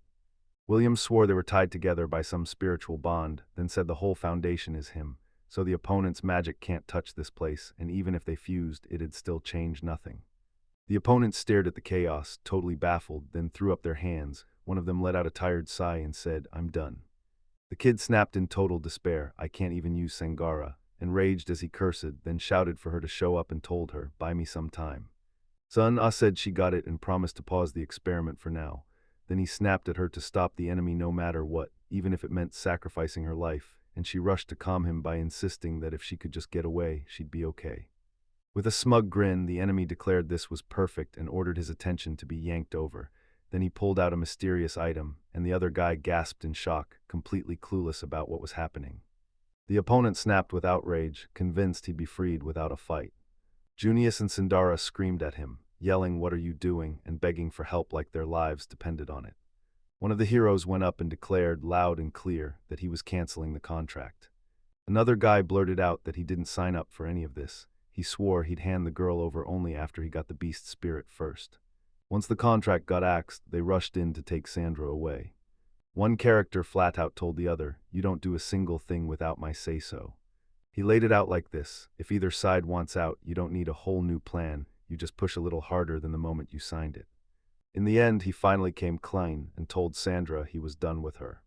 Rage surged through him when he realized he'd been betrayed, but the other guy just shrugged, like there was nobody left to betray, and then snapped that they'd ruined everything, so he was taking Sandra as payback. He made it crystal clear, his opponent was the one who tried to betray him and bolt, not the other way around. The hero snapped, asking if his opponents were finally done. Then rage flashed in his eyes as he vowed to burn the enemy so completely that not a single ash would be left behind. Another character shook with fear, begged him to stop, and demanded they wait, while he frantically tried to defend himself, even drawing a brutal comparison to what happened to Sandra earlier. He looked the enemy in the eye and warned, "Mess with Hinori even once or lay a hand on his friends and it ends in your death." Then he dropped the final blow, "You're going to regret every single thing you've done." The opponent snapped in rage, begging to be stopped, but the hero stared back cold and unshakable, ready to push forward, not back. After that brutal attack lit up the area with a blinding flash and ripped everything apart, one of the men snapped that he had no idea what kind of contract they'd signed, while the other just nodded and said, "So that's it, everything suddenly makes sense now." What? The hero demanded, "Please let her go, she deserves freedom," but the man coldly replied that the girl was the one trapped by the contract. Then they pointed out they'd been chatting for ages and pushed for the conversation to end, and the reply was, "Fine, everything gets settled right here, right now." William snapped a blazing feather into existence, and it flashed in front of his opponent like a burning warning sign. She gasped, flames burst outward, and the whole moment turned deadly fast. The hooded man told him, "Don't worry," while clutching Sonara to his chest, his voice steady, but the girl still lay there, knocked out cold.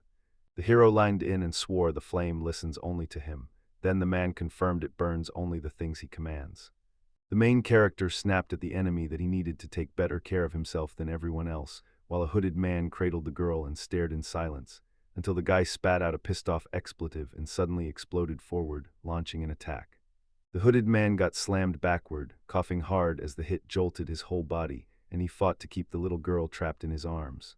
The long-haired girl snapped at me to stay away, begging me not to touch her again, weak as she looked, but fiercely determined in that exact moment. He stared in shock and swore it had to be a spirit. Under his hood, the man finally exhaled when he saw the girl back, calling her his salvation and stressing it was just in time. Then he said she was doing great and praised her grit for staying strong in the middle of all that danger. The girl cracked a smile and teased him about the words of salvation, her tone sharp enough to see if he'd really meant every word. He shoots her a quick thank you, grins and says they've got a new friend now, then offers to move it, and she lights up and agrees at once, ready to jump in and help. She tells him that since he's brand new in her life, she's going to give it her all, then smiles through pure determination, promising she'll stand by her loved ones and shield them no matter what. He unleashed a spell called Mind Blinding, and his words detonated the air in a blinding flash of light.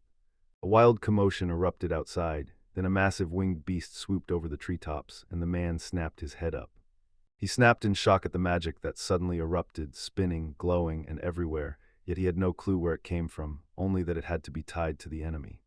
The man yelled for Amy, and the hooded stranger urged her to strike while the opening was there. Amy nodded and agreed. The main character blared, "Hisara, get everyone out of here, right now," and Hisara's stunned reaction hit the moment right after. He caught a familiar voice and instantly thought of Hinori, then his gut told him something must have happened to Wilm. The girl fired off a command to charge right at the dragon, and the moment her words hit, it was ready to move on her say-so. The dragon lunged straight into the sky, lifting her with it, and when the protagonist realized what was happening, he snapped a nasty curse in frustration. The hero spits out Dispel first to snuff the enemy's magic, then slams them with a brutal explosion spell. Trevi spun through the forest, and for the first time he couldn't feel a single trace of the enemy's magic, so he couldn't help but wonder, did they slip away? The girl shouted Yuri's name, and then the hooded man finally spoke, like that was it, like he'd say the next words any second now. The girl snapped that Nathan and Meaton were dead, and that he did it. Then the hooded man nodded like he already understood. The hooded man snapped that only spirits could save them, and that the spirits didn't care one bit. Then she shot him a grateful thanks, and he blinked in shock. You asked what happened, and the girl immediately clocked it. He looked genuinely happy. The hooded man leaned in and told Wilm he was way more interesting than he'd ever guessed. Then the girl shot back, stunned, that she never would have believed something like this could even happen. The hooded man leaned in and reminded her he'd already said Wilm fused with the spirit, then pressed her to explain how Yomi understood it. The girl blurted out that she wanted to merge, and the hooded man smirked, said he'd take a shot as soon as they got back. She fired the question, "What are you imagining?" and then straight up called her a pervert. The man stayed cool, then calmly said, "Well, they said he was running on fumes." The long-haired man leaned in and told Wilm, "I really hope I get to see you again." He thanked her for the invitation and told her how grateful he was. Being here felt like an honor from Her Highness herself, and her kindness floored him.